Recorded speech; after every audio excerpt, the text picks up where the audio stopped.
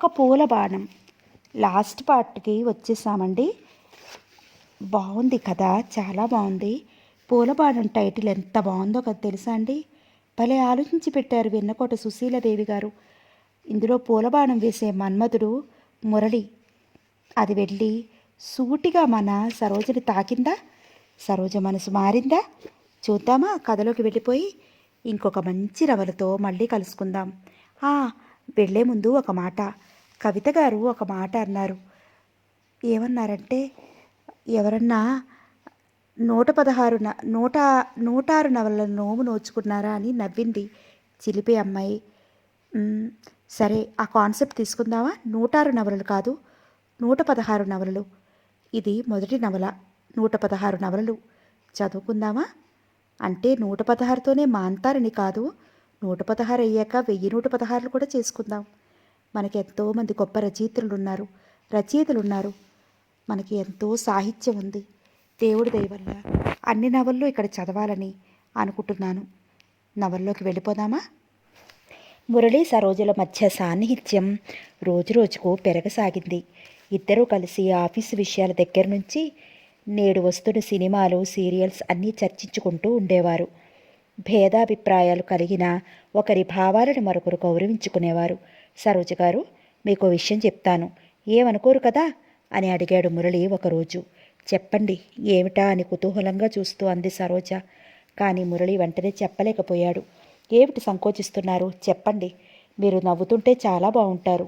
సరోజ ఉలిక్కిపడ్డట్టయింది. మీరెప్పుడూ నవ్వుతూ ఉండకూడదు అని సరోజ ముఖంలోకి చూశాడు. ఆమెకి ఏం చెప్పాలో తోచలేదు. తను నిజంగా బాగుంటుందా? మురళి హేళన చేస్తున్నాడా? తలెత్తి చురుగ్గా చూసింది. మురళి కళ్ళల్లో ఎటువంటి ఎగతాళి కనపడలేదు. అతని కళ్ళు స్వచ్ఛంగా ఉన్నాయి. నిజంగానే తను అందంగా ఉంటుందన్నమాట. ఏం మాట్లాడరు? కోపం వచ్చిందా అని అడిగాడు మురళి. అబ్బే లేదండి, కోపం ఎందుకు అంది సరోజ నవ్వేస్తూ. అమ్మయ్య, కోపం లేదన్నమాట. వెంటనే మాట్లాడకపోయేసరికి భయం వేసింది. ఇంతలో ప్యూను టాబ్లెట్లు, డబ్బులు తీసుకొచ్చి ఆమె టేబుల్ మీద ఉంచి వెళ్ళాడు. మురళి వాటి వైపు చూసి, ఎందుకండి ఇన్ని మందులు అని అడిగాడు. మా ఫాదర్ కండి, సాయంత్రం వీలవుతుందో లేదోనని తెప్పించాను. మీ ఫాదర్కి ఏమైంది? ఒంట్లో బాగాలేదా? ఆత్రంగా అడిగాడు. 2 రోజుల నుంచి జ్వరం వస్తోంది అంది సరోజ. అలాగా? మరి నాతో ఇప్పటివరకు చెప్పలేదే? సాయంత్రం వచ్చి చూస్తానుండండి అన్నాడు మురళి. సరోజతో చెప్పబోయింది, కానీ ఇంతలో క్యాంటీన్ నుంచి ఆఫీస్ స్టాఫ్ ఒక్కొక్కరే రావటం చూసి మాటలు ఆపేసి పనిలో మునిగింది. సాయంత్రం మురళి సరోజ కంటే ముందే బయటికి వచ్చి రిక్షా మాట్లాడాడు. తాను సైకిల్ తీసుకుని సిద్ధంగా నిలబడ్డాడు. సరోజ రిక్షా ఎక్కింది. మురళి దారిలో పళ్ళు తీసుకున్నాడు. అరగంటలో ఇల్లు చేరుకున్నారు. సరోజ మురళి వారిస్తున్నా వినకుండా రిక్షాకి డబ్బులు ఇచ్చేసింది. రండి. మురళి సైకిల్ స్టాండ్ వేసి సరోజ వెనకాలే లోపలికొచ్చాడు. వెంకట్రావు హాల్లో మంచం మీద దిండ్ల కానుకుని కూర్చున్నాడు. కూతుర్ని చూడగానే సరోజ, నువ్వు అంటూ ఏదో చెప్పబోయేవాడల్లా వెనకాల మురళిని చూసి ఆగిపోయాడు. సరోజ కుర్చీ వేసి మురళిని కూర్చోమని చెప్తూ, నాన్న, ఈయన మురళి గారని మా ఆఫీసులో పనిచేస్తారు అని తండ్రికి పరిచయం చేసింది. మురళి నమస్కారం చేశాడు. ఒంట్లో ఎలా ఉందండి అని అడిగాడు. ఆ రోజు కొద్దిగా బాగానే ఉంది బాబు అన్నాడు వెంకట్రావు. మురళి బ్యాగులో నుంచి పళ్ళు తీసి ఆయన ముందున్న స్టూలు మీద పెట్టాడు. ఎందుకు ఇవన్నీ అన్నాడు వెంకట్రావు. అలా అనకండి, పెద్దల దగ్గరికి, దేవుడి దగ్గరికి ఉత్త చేతులతో వెళ్ళకూడదంటారు అన్నాడు. సరోజ లోపలికి వెళ్ళి స్టవ్ వెలిగించి 10 నిమిషాల్లో కాఫీ తయారు చేసుకుని వచ్చింది. ఆ సరికి వెంకట్రావు మురళి కుటుంబ చరిత్రను తిరగేస్తున్నాడు. సరోజ ఇద్దరికి కాఫీ అందించింది. కాఫీ తాగి లేచాడు మురళి. వస్తానండి అని వెంకట్రావుకి నమస్కారం చేసి సరోజతో కూడా చెప్పి వెళ్ళిపోయాడు. అతను వెళ్ళాక సరోజ గ్లాస్తో నీళ్లు, టాబ్లెట్లు తండ్రికి తెచ్చిచ్చింది. వెంకట్రావు అవి తీసుకుంటూ, ఆ కుర్రాడు చాలా మంచివాళ్ళ ఉన్నాడమ్మా అన్నాడు. మురళిని అలా తండ్రి పొగుడుతుంటే సరోజకి ఎందుకో చాలా సంతోషం వేసింది. తండ్రి మందు వేసుకున్నాక గ్లాసు లోపలికి తీసుకెళ్ళి తండ్రి ఎలాగో భోజనం చేయడు. తనకి పొద్దున అన్నం కూర ఉంది. ఆ పూట వంట చేయనవసరం లేకపోవడంతో సగం పని తప్పినట్లయింది. జడ వేసుకుంటే ముఖం కడుక్కుని పొట్టు పెట్టుకుంటూ అద్దం చూసుకుంది. మీరు నవ్వుతుంటే చాలా బాగుంటుంది. పొట్టు గుండ్రంగా దిద్దుకుంది. ఎప్పుడు నవ్వుతూ ఎందుకు ఉండకూడదు? కాటుకు పెట్టుకుని జుట్టును సరిచేసుకుంది. అప్రయత్నంగా ఆమె చెయ్యి పెదవుల మీదకి వెళ్ళింది. తను నిజంగా అందంగా ఉంటుందా? మురళి మాటలు తలుచుకుంటున్న కొద్దీ మనసు పరవశించిపోతోంది. భోజనం అయ్యాక పెరట్లో సన్నజాజి పందిరి కింద మంచం వేసుకుని పడుకుంది సరోజ. పందిరి నిండా ఆరవిచ్చిన సన్నజాజులు కుప్పుమంటున్నాయి. పైన చంద్రుడు మబ్బులతో సయ్యాటలాడుతున్నాడు. సరోజకి నిద్ర రావటం లేదు. మాటిమాటికి ఆమె కళ్ళ ముందు మురళే కదులుతున్నాడు. మురళి లాంటి అందం, చదువు, ఉద్యోగం అన్నీ ఉన్న వ్యక్తి తనను అభిమానిస్తున్నాడు. తను నిజంగా చాలా అదృష్టవంతురాలు. అతని మాటలు, ప్రవర్తన చూస్తుంటే మురళి తనని ప్రేమిస్తున్నాడేమో. ఆ ఆలోచన రాగానే సరోజ శరీరం ఒక్కసారి చల్లుమంది. ప్రేమ అనే భావం ఇంత తీయగా ఉంటుందా? తనకిప్పుడు లోకాన్ని జయించినంత ఆనందంగా ఉంది. అసలు తన జీవితంలోకి ఒక పురుషుడు ప్రవేశిస్తాడని కానీ, తానెవరినైనా ప్రేమిస్తుందని కానీ కలలో కూడా అనుకోలేదు. తను ఎటువంటి అనుభూతిని చవిచూడకుండానే తన జీవితం నిస్సారంగా గడిచిపోతుందనుకుంది. కానీ మురళితో స్నేహం తన జీవితాన్ని వెన్నెలమయం చేస్తోంది. సరోజ పరవశంగా కళ్ళు మూసుకుంది. ఉదయం లేచేసరికి చాలా పొద్దెక్కింది. సరోజ కంగారు పడుతూ లేచి గబగబా పనులు చేసుకోసాగింది. ఎప్పుడెప్పుడు ఆఫీస్కి వెళ్ళి మురళిని చూద్దామా అనిపించింది. 8:30 కల్లా భోజనం చేసేసింది. పీచులా నిలబడే జుట్టుని అతి కష్టం మీద అణిగేటట్టు దువ్వుకుని జడ వేసుకుంది. పెరట్లో పూసిరా ఎర్ర గులాబీలు 2 జడలో పెట్టుకుంది. అలమారలో మూలపడి తుమ్ము కొట్టుకుపోయిన పౌడర్ డబ్బా తీసి ముఖానికి పట్టిస్తూ స్నో సీసా ఒకటి కొనుక్కోవాలి అనుకుంది. ఎప్పుడో రేణుక ఢిల్లీ వెళుతూ కొనిచ్చిన సిల్క్ చీర పైకి తీసింది. ఆ చీరకి మ్యాజిక్ జాకెట్ లేదు. లేనందుకు కాసేపు విచారించి చివరికి నల్ల జాకెట్ వేసుకుంది. కళ్ళజోడు పెట్టుకుంటూ అనుకుంది, సాయంత్రం కూలింగ్ గ్లాసెస్ కొనుక్కోవాలి. పెట్లో నుంచి హ్యాండ్ బ్యాగ్ తీసి చేతికి తగిలించుకుంది. ఆ హ్యాండ్ బ్యాగ్ రేణుక ఢిల్లీ నుంచి పంపించింది. టిఫిన్ బాక్స్ బ్యాగ్లో పెట్టుకుని బయటికి వచ్చి చెప్పులు వేసుకుంటుంటే అనిపించింది, చెప్పులు బాగా పాత పడిపోయాయి, హై హీల్స్ కొనుక్కోవాలి. ఆ రోజు బస్సులో వెళ్ళబుద్ధి కాలేదు. ఇలా వెళ్ళి మురళికి కనిపించాలి. అతని కళ్ళు తనని చూడగానే మెరవాలి. ఆ మెరుపులు తన గుండెల్లో వలపులు పండించాలి. ఆ క్షణాన వెళ్ళి మురళి ముందు నిలవాలనిపించింది. ఆటో మాట్లాడుకుని 10 నిమిషాల్లో ఆఫీస్కి చేరుకుంది. ఇంకా 10 కాలేదు. లోపలికి వెళ్ళి తన సీట్లో కూర్చుంది. సరోజ చూపులు గుమ్మం మీదే ఉన్నాయి. ఆఫీస్ స్టాఫ్ ఒక్కొక్కరే వస్తున్నారు. సరోజను చూసి మొదట ఎవరైనా కొత్త అమ్మాయి జాయిన్ అయిందా ఏమిటి అనుకుని, తర్వాత సరోజ అని తెలుసుకుని ఆశ్చర్యంతో తల మునకలవుతున్నారు. కానీ సరోజ ఇదేమీ పట్టించుకోవటం లేదు. ఆమె చూపులు మురళి కోసం వెతుకుతున్నాయి. ఆమె మనసు మురళి కోసం ఆత్రంగా ఎదురు చూస్తోంది. నిమిషాలు గడుస్తున్న కొద్దీ ఆమెలో ఆరాటం ఎక్కువ అవుతోంది. రోజు ఈ పాటికి వచ్చేవాడేనే, ఇవాళ ఎందుకు రాలేదో? దారిలో సైకిల్ పాడైందేమో. బస్సులోనూ ఆటోలోనూ వస్తూ ఉండవచ్చు. ఇంకా సేపట్లో వస్తాడు. ఆ రోజు 11 అయినా సరోజ టైప్ మిషన్ మీద మూత తీయలేదు. సరోజ ప్రవర్తనకి సూపర్నెంట్తో సహా అందరూ ఆశ్చర్యపోతున్నారు. సరోజ మనసు మాత్రం ఆవేదనతో తలతిల్లిపోతోంది. ఆమె కళ్ళకి మురళి తప్ప ఇంకేమీ కనిపించడం లేదు. 11 ప్రాంతాల్లో ఎవరో సూపర్నెంట్తో అంటున్నారు, మురళి ఈరోజు సెలవు పెట్టాడు అని. ఆ మాట విన్న సరోజ చెప్పరాని నిరాశ కలిగింది. ఎందుకు రాలేదు? ఒంట్లో బాలేదా? మనసంతా గజిబిజిగా అయింది. ముఖానికి పట్టిన చెమటను కర్చీఫ్తో తుడుచుకుని టైప్ చేయసాగింది. 2 కళ్ళు తనని పరీక్షగా చూస్తున్నాయని ఆమెకు తెలియదు. కళ్ళు యాంత్రికంగా టైప్ మిషన్ మీద కదలాడుతున్నా మనసులో మురళిని గురించే ఆలోచిస్తోంది. మురళి ఎందుకు సెలవు పెట్టాడు? నిన్న కూడా బాగానే ఉన్నాడే. లేచి ఎక్కడికైనా వెళ్ళాడా? ఆలోచనలతో అలసిపోయింది సరోజ మనసు. ఇంటి ముందు బండి దిగుతున్న మురళిని చూసి ఆశ్చర్యపోయాడు శేషయ్య. ఏ రోయ్, ఏంటి ఉత్తరం పత్రం లేకుండా దిగబట్టావు అన్నాడు లంకపకాకు చుట్టని ఆప్యాయంగా కాలుస్తూ. ఈసారి ఆశ్చర్యపోవడం మురళి వంతైంది. అదేమిటి మావయ్య, రమ్మని టెలిగ్రామ్ ఇచ్చావుగా? నేనా? క్షణకాలం తెల్లబోయి ఆ వెంటనే పకపకా నవ్వేశాడు. సరేలే, లోపలికెళ్ళు అంటూ మళ్ళీ నవ్వి చుట్టకాల్చటంలో మునిగిపోయాడు శేషయ్య. ఆయన ప్రవర్తన అర్థం కాక ఏమిటో అనుకుంటూ సూట్ కేసు పుచ్చుకుని లోపలికి వెళ్ళాడు. లోపలికి వస్తున్న మురళిని చూసి మురళి బా వచ్చాడు అంటూ కోరస్గా అరవసాగారు పిల్లలు. మురళి నవ్వుతూ వాళ్ళందరినీ పలకరించి తను తెచ్చిన బిస్కెట్లతో వాళ్ళని తృప్తిపరిచాడు. కానీ అతని కళ్ళు ఎవరికోసమో వెతుకుతున్నాయి. ఆ వ్యక్తి కనిపించలేదు. అతని ప్రాణం ఉసూరుమంది. ఇంతలో కాంతమ్మ వచ్చింది. మురళిని కుశల ప్రశ్నలు వేసి స్నానం చేయనాయనా, భోజనం చేద్దు గాని అంది. మురళి అత్తయ్య మాట ప్రకారం బుద్ధిగా స్నానం చేసి భోజనం చేశాడు. హాల్లో కూర్చున్నాడు. ఇక ఆరాటాన్ని ఆపుకోలేక మీ అక్కయ్య ఏదిరా అని అడిగాడు.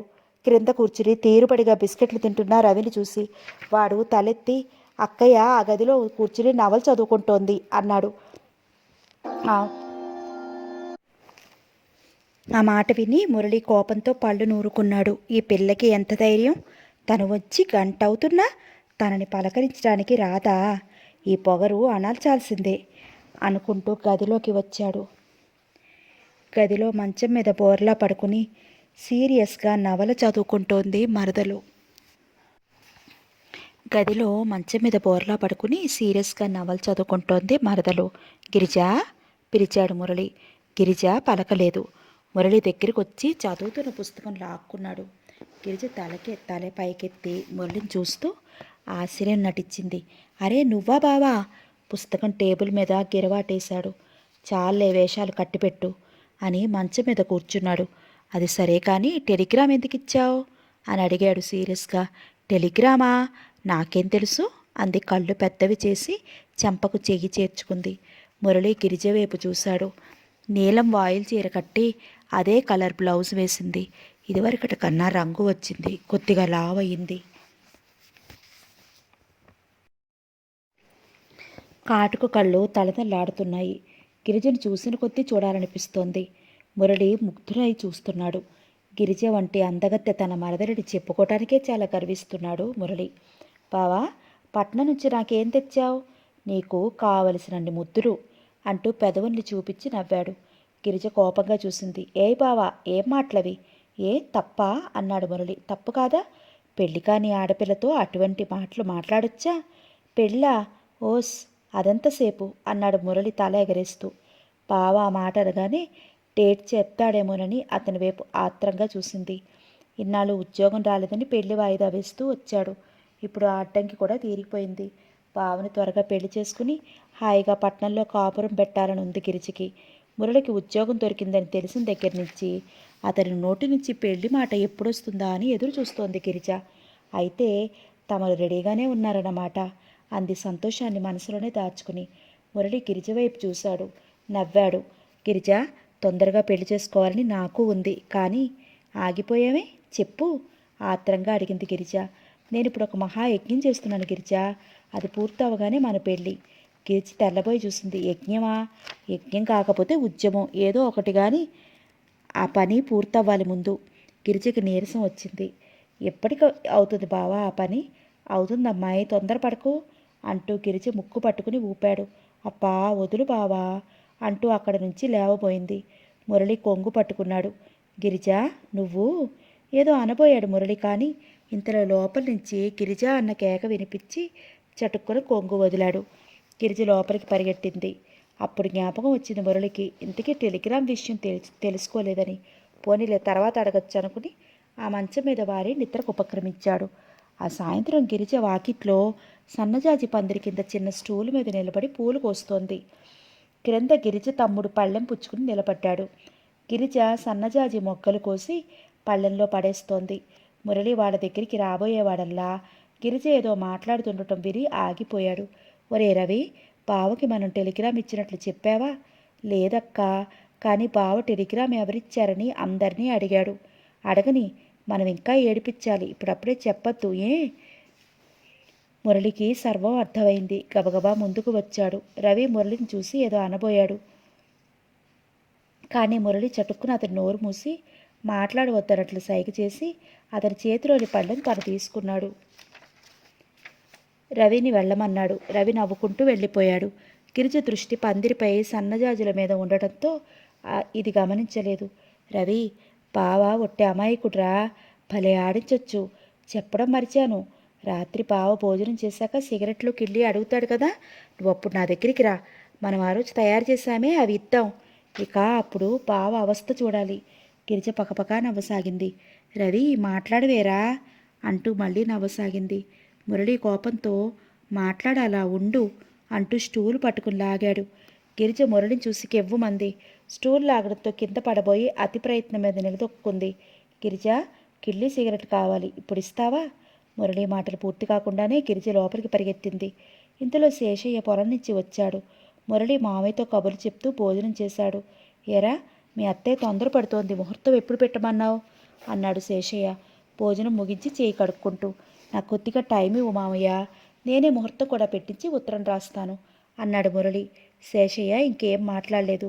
తెల్లవారుజామున మురళి లేచి బస్సుకు వెళుతూ గిరిజ కనపడుతుందేమోనని చూశాడు. కానీ నిన్న సంఘటన తర్వాత మళ్ళీ గిరిజ కనపడనే లేదు. గిరిజ దగ్గరగా వచ్చి అత్తయ్య వెళ్ళొస్తానని కేకపెట్టి రోడ్డు మీదకి వచ్చాడు. కిటికీలో నుంచి గిరిజ అతన్ని కనుమరుగయ్యేంతవరకు చూస్తూ ఉందని మురళికి తెలియదు. ఆ రోజు సరోజ ఆఫీసులో అడుగుపెట్టగానే మురళి కనిపించాడు. సంతోషంతో పొంగిపోయింది. చిన్నగా నవ్వబోయింది. కానీ అతడు తనకు చెప్పకుండా సెలవు పెట్టాడనే విషయం జ్ఞాపకం వచ్చి కోపంగా మూతి పుడుచుకుంది. మురళి మాత్రం సరోజను చూసి నవ్వుతూ గుడ్ మార్నింగ్ అన్నాడు. సరోజ మాట్లాడకుండా వెళ్ళి తన సీట్లో కూర్చుంది. ఏమిటి మార్పు అనుకున్నాడు మురళి. ఆ మధ్యాహ్నం లంచ్ అవర్లో సరోజ దగ్గరికి వచ్చి ఎందుకో కోపంగా ఉన్నట్టున్నారు అన్నాడు. సరోజ అతని వైపు చూడలేదు. ఈ దీనుడు చేసిన తప్పేమిటో తెలుసుకోవచ్చా అన్నాడు. సరోజ ఇంకా నవ్వకుండా ఉండలేకపోయింది. నిన్నెందుకు రాలేదు అంది. అమ్మయ్య, అదా తమరి కోపానికి కారణం. నేను అర్జెంటుగా మా ఊరు వెళ్లాల్సి వచ్చింది. మీకు చెప్పేందుకు వ్యవధి లేకపోయింది. ఈ తప్పిదానికి మీరు నన్ను క్షమించాలన్నాడు మురళి. అతని మాటలకి నొచ్చుకుంది సరోజ. ఇందులో క్షమాపణ ఎందుకులండి, మీరు రాకపోతే ఒంట్లో బాగాలేదేమో అనుకున్నాను. ఆ తర్వాత సూపర్నెంట్ గారు చెప్పారు మీరు ఊరు వెళ్ళారని. చెప్పకుండా వెళ్ళారని కొద్దిగా కోపం వచ్చిందనుకోండి అంది సరోజ. ఇప్పుడు పోయిందా? పూర్తిగా నవ్వింది. అవును, నిన్న మీరుతో కొత్తగా ఉన్నారుట, ఏమిటి విశేషం అన్నాడు సరోజ ముఖంలోకి చూస్తూ. సరోజ సిగ్గుపడింది. సరోజ అలా సిగ్గుపడుతుంటే తమాషాగా అనిపించింది మురళికి. ఏ, నాతో చెప్పకూడదా? అప్పే అదేం లేదండి, ఊరికే. తలా తోకాలేని ఆ మాటలకు అర్థం ఏమిటో బోధపడలేదు మురళికి. ఇవాళ కూడా కొంచెం కొత్తగానే కనిపిస్తున్నారు అన్నాడు సరోజని పరీక్షగా చూస్తూ. ఈ క్రొత్తదనం బాగుందా, మీకు నచ్చిందా అని అడగాలనిపించింది సరోజకి. కానీ అతడి కళ్ళల్లో కనిపిస్తున్న మెప్పుదల చూస్తుంటే ఇంకేమీ అడగక్కర్లేదనిపించింది. మీ ఫాదర్ బాగున్నారా? జ్వరం తగ్గింది. సాయంత్రం వచ్చి చూస్తానన్నాడు మురళి. అలాగే అంది సరోజ ఉత్సాహంగా. మీరు టిఫిన్ చేయండి, నేను అలా వెళ్ళొస్తాను అని మురళి బయటికి వెళ్ళిపోయాడు. సరోజకి ఈరోజు చాలా ఆనందంగా ఉంది. మురళి ఊరి నుంచి వచ్చాడు. అతడు ఒక్కరోజు కనిపించకపోతే అతడిని చూసి ఎన్ని యుగాలైనట్టుంది. ఉదయం అతడు కనిపించగానే గుండెలు బెదిరించి పెద్ద బరువు దింపినట్లయింది. తన స్థితి తనకే ఆశ్చర్యం కలిగించింది సరోజకి. ఎప్పుడూ మురళి తన ఎదురుగా ఉండాలి, తనతో మాట్లాడుతూ ఉండాలి అనిపిస్తుంది. సాయంత్రం ఇంటికి వెళ్ళిన దగ్గర నుంచి ఉదయం ఎప్పుడవుతుందా, మురళిని ఎప్పుడు చూస్తానా అనే చాసే. మురళి కూడా అలాగే ఉంటుందా? అతన్ని అడగాలనిపిస్తుంది. కానీ ఎలా అడిగేది? అయ్యగారు కాగితాలు ఇమ్మన్నారండి. ప్యూన్ మాటలకి ఉలిక్కి పడింది. ఒకరోజు అనసూయ చేటలో బియ్యం పోసుకుని వరండాలో కూర్చుని ఏరుతోంది. ఇంతలో ఎవరో కుర్రాడు పరిగెత్తుకు వచ్చి అనసూయ చేతిలో ఒక ఉత్తరం పెట్టి వచ్చినంత వేగంగా వెళ్ళిపోయాడు. జరిగిందేమిటో తెలియక అనసూయ క్షణకాలం తెల్లబోయింది. ఆ తర్వాత చేతిలో ఉన్న ఉత్తరం చూసి కంగారు పడింది, భయపడింది. చేట తీసుకుని లోపలికొచ్చింది. గబగబా ఉత్తరం విప్పుకుని చదువుకుంది. నా ప్రేమమూర్తి, ఇలా పిలిచినందుకు మీకు కోపంగా ఉందా? కానీ ఏం చేయను చెప్పండి. నా మనసు నా మాట వినటం లేదు. మిమ్మల్ని చూసిన దగ్గర నుంచి అది నా మీద సమ్మె చేస్తోంది. ఇంతకీ నేనెవరో మీకు తెలియదు కదూ. దాదాపు నెల క్రితం నా ఫ్రెండ్ని కలవాలని మీ వీధికి వచ్చాను. అప్పుడు మీరు పంపు దగ్గర నీళ్లు పట్టుకుని మెల్లగా నడిచి వెళుతున్నారు. మిమ్మల్ని చూడగానే అప్రతిభుడినైపోయాను. ఇన్నాళ్ళు నేను ఎదురు చూసే ఊహాసుందరి మీరే అనిపించారు. నా అన్వేషణ, తపస్సు అన్నీ మీలాంటి స్త్రీ కోసమే. ఆ రోజు మిమ్మల్ని చూసిన ఆనందంలో నా స్నేహితుడి దగ్గరికి వెళ్ళలేకపోయాను. అప్పటినుంచి ప్రతిరోజు మీ వీధికి వస్తున్నాను, మిమ్మల్ని చూస్తున్నాను. ఇంటికెళ్ళి నిద్రకి దూరం అవుతున్నాను. మీ గురించి వివరాలు సేకరించాను. మీకు భర్త, పిల్లలు ఉన్నారని తెలిసింది. క్షణకాలం బాధ వేసినా ఈ మనసు మిమ్మల్ని కలవరించటం మానలేదు. ఇది తప్పని తెలుసు, కానీ ఏం చేయను? మిమ్మల్ని చూడకుండా ఒక్కరోజు కూడా ఉండలేకపోతున్నాను. ప్రతిక్షణం మీ ఎదురుగా నిలబడి మిమ్మల్ని చూస్తూ ఉండాలనిపిస్తోంది. ఈ వ్యధతో ఆఫీసులో పని కూడా సరిగ్గా చేయలేకుండా ఉన్నాను. ఏం చేయమంటారు? నా ఈ వ్యాధికి మందు మీరే ఇవ్వాలి. ఏం మందిస్తారో మీ ఇష్టం. మీకు నన్ను చూడాలని ఉంటే ఈ సాయంత్రం 5 గంటలకి మీ ఇంటి ఎదురుగా ఉన్న బడ్డీ కొట్టు దగ్గర నిలబడి ఉంటాను. తెల్ల ప్యాంటు, తెల్ల షర్టు వేసుకుని. మీకు గుర్తుగా మీకోసం తెచ్చిన గులాబీ నా చేతిలో ఉంచుకుంటాను. ఇలా ఉత్తరం రాసినందుకు నన్ను చెడ్డవాడిగా చిత్రీకరించకండి. నేను దుర్మార్గుడి కాను, మనసున్న మనిషిని, వంచకుడిని కాను. మీ సౌందర్య ఆరాధకుడిని. నన్ను అర్థం చేసుకోండి. అదే నేను కోరేది. ఒక ప్రేమ పిచ్చగాడు. ఆ ఉత్తరం చదవగానే అనసూయకి చెమటలు పట్టాయి. తను చదివింది నిజమో అబద్ధమో తనకే అర్థం కాక ఆ ఉత్తరాన్ని మళ్ళీ మళ్ళీ చదువుకుంది. చదువుకున్న కొద్దీ మనసు చిత్రంగా స్పందిస్తోంది. జీవితంలో మొదటిసారిగా అందుకున్న ప్రేమలేఖ. ఆ క్షణంలో అనసూయకి భర్త, పిల్లలు ఏవీ జ్ఞాపకం రాలేదు. తొలి ప్రేమలేఖ అందుకున్న కన్నెపిల్లలా పులకించిపోతోంది. ఒక వ్యక్తి తనని ఆరాధిస్తున్నాడు. ఆ భావమే ఎంతో తృప్తినిస్తోంది. ఆ ఉత్తరంలోని వాక్యాలే జ్ఞాపకం చేసుకుని నవ్వుకుంటోంది, ఆనందపడుతోంది. సాయంత్రం అతన్ని చూడాలి. ఎలా ఉంటాడో. అయినా ఎంత ధైర్యంగా ఉత్తరం రాశాడు. బాబు ఏడవటంతో అనసూయ ఆ మైకంలో నుంచి బయటపడింది. వాస్తవంలోకి వచ్చింది. 1:30 గది, తాగొచ్చే మొగుడు, మురికి కుంటలాంటి తన సంసారం అన్నీ జ్ఞాపకం వచ్చాయి. మనసుని నీరసం ఆవహించింది. నెమ్మదిగా బాబుని ఒళ్ళోకి తీసుకుని ఉత్తరం గురించి ఆలోచించింది. ఆ ఉత్తరం ప్రేమలేఖలా లేదు. తనను కాటేయబోయే త్రాచుపాములా అనిపించింది. పోనీ చింపేద్దామా అనుకుంది. కానీ ఎందుకో మళ్ళీ మనసు అంగీకరించలేదు. కానీ దాన్ని ఎక్కడ దాచాలి? సుడిగుండంలో చిక్కుకున్నట్లు బాధపడసాగింది. ఈ విషయం ఎవరితోనైనా చెప్పుకోవాలనిపించింది. ఎవరితో చెప్పాలి? చటుక్కుని సరోజ జ్ఞాపకం వచ్చింది. ఆ రోజు ఆదివారం కదా. సరోజ ఇంటి దగ్గరే ఉంటుంది. వెంటనే వెళ్ళాలి అనుకుని లేచి చీర మార్చుకుంది. ఇల్లు తాళం పెట్టి సరోజ దగ్గరికి వచ్చింది. సరోజ ఇంట్లోనే ఉంది. అనసూయను చూసి రా అనసూయ అంటూ ఆహ్వానించింది. అనసూయ సరోజ ప్రక్కనే మంచం మీద కూర్చుంది. ఇంట్లో మీ నాన్నగారు ఉన్నారా అంది చుట్టూ చూస్తూ. ఎప్పుడూ లేనిది అనసూయ అలా అడిగేసరికి సరోజ ఆశ్చర్యపోతూ లేదు ఎందుకు అంది. అబ్బే మరేం లేదు అంటూ అనసూయ కొంగుతో ముఖం తుడుచుకుంది. అనసూయ కంగారు చూసి సరోజ మరీ ఆశ్చర్యపోయింది. ఏం జరిగింది అనసూయ? ఎందుకలా కంగారు పడుతున్నావు అంది ఆత్రంగా. అనసూయ సరోజ ముఖంలోకి ఒకసారి చూసి తన చేతిలో ఉన్న కాగితాన్ని సరోజ చేతిలో పెట్టింది. సరోజ ఉత్తరం చదివింది. తిరిగి దాని యథాప్రకారం మడిచింది. చూడు సరోజ ఎంత ధైర్యంగా రాశాడో అంది అనసూయ. అవును, ప్రేమే మనిషికి ఆ ధైర్యాన్ని కలిగిస్తుంది అంది సరోజ మెల్లగా. సరోజ అంది అనసూయ కొద్దిగా తెల్లబోతూ. అవును అనసూయ, అతను నిన్నెంత గాఢంగా ప్రేమించకపోతే అలా ఉత్తరం రాయగలుగుతాడు? అనసూయ సరోజ వైపే చూస్తోంది. అనసూయ, ఇటువంటి ప్రేమికులు చాలా అరుదుగా ఉంటారు. అనసూయ ముఖం వెలిగిపోతోంది. కానీ సరోజ నాకేమిటో భయంగానూ సిగ్గుగానే ఉంది అంది తలంచుకుని. సరోజ, ప్రేమ ఇంత మధురంగా ఉంటుందని నాకు తెలియదు. ఇన్నాళ్ళుగా సంసారం చేశాను కానీ ఒక్కరోజు కాదు కదా, ఒక్క క్షణం కూడా ఇంతటి ఆనందాన్ని పొందలేదు. సరోజ, ఒక్క విషయం చెప్పనా? అనుభవాలే సంపద అయితే నేను నిజంగా నిరుపేదనే. చివరి వాక్యం వింటుంటే అనసూయ గొంతులో ఆవేదన ధ్వనించింది. సరోజ అనసూయ చేతిని తన చేతిలోకి తీసుకుంది. కానీ అనసూయ, ఈ ప్రేమని ప్రేమికుడిని మర్చిపోవడం మంచిది.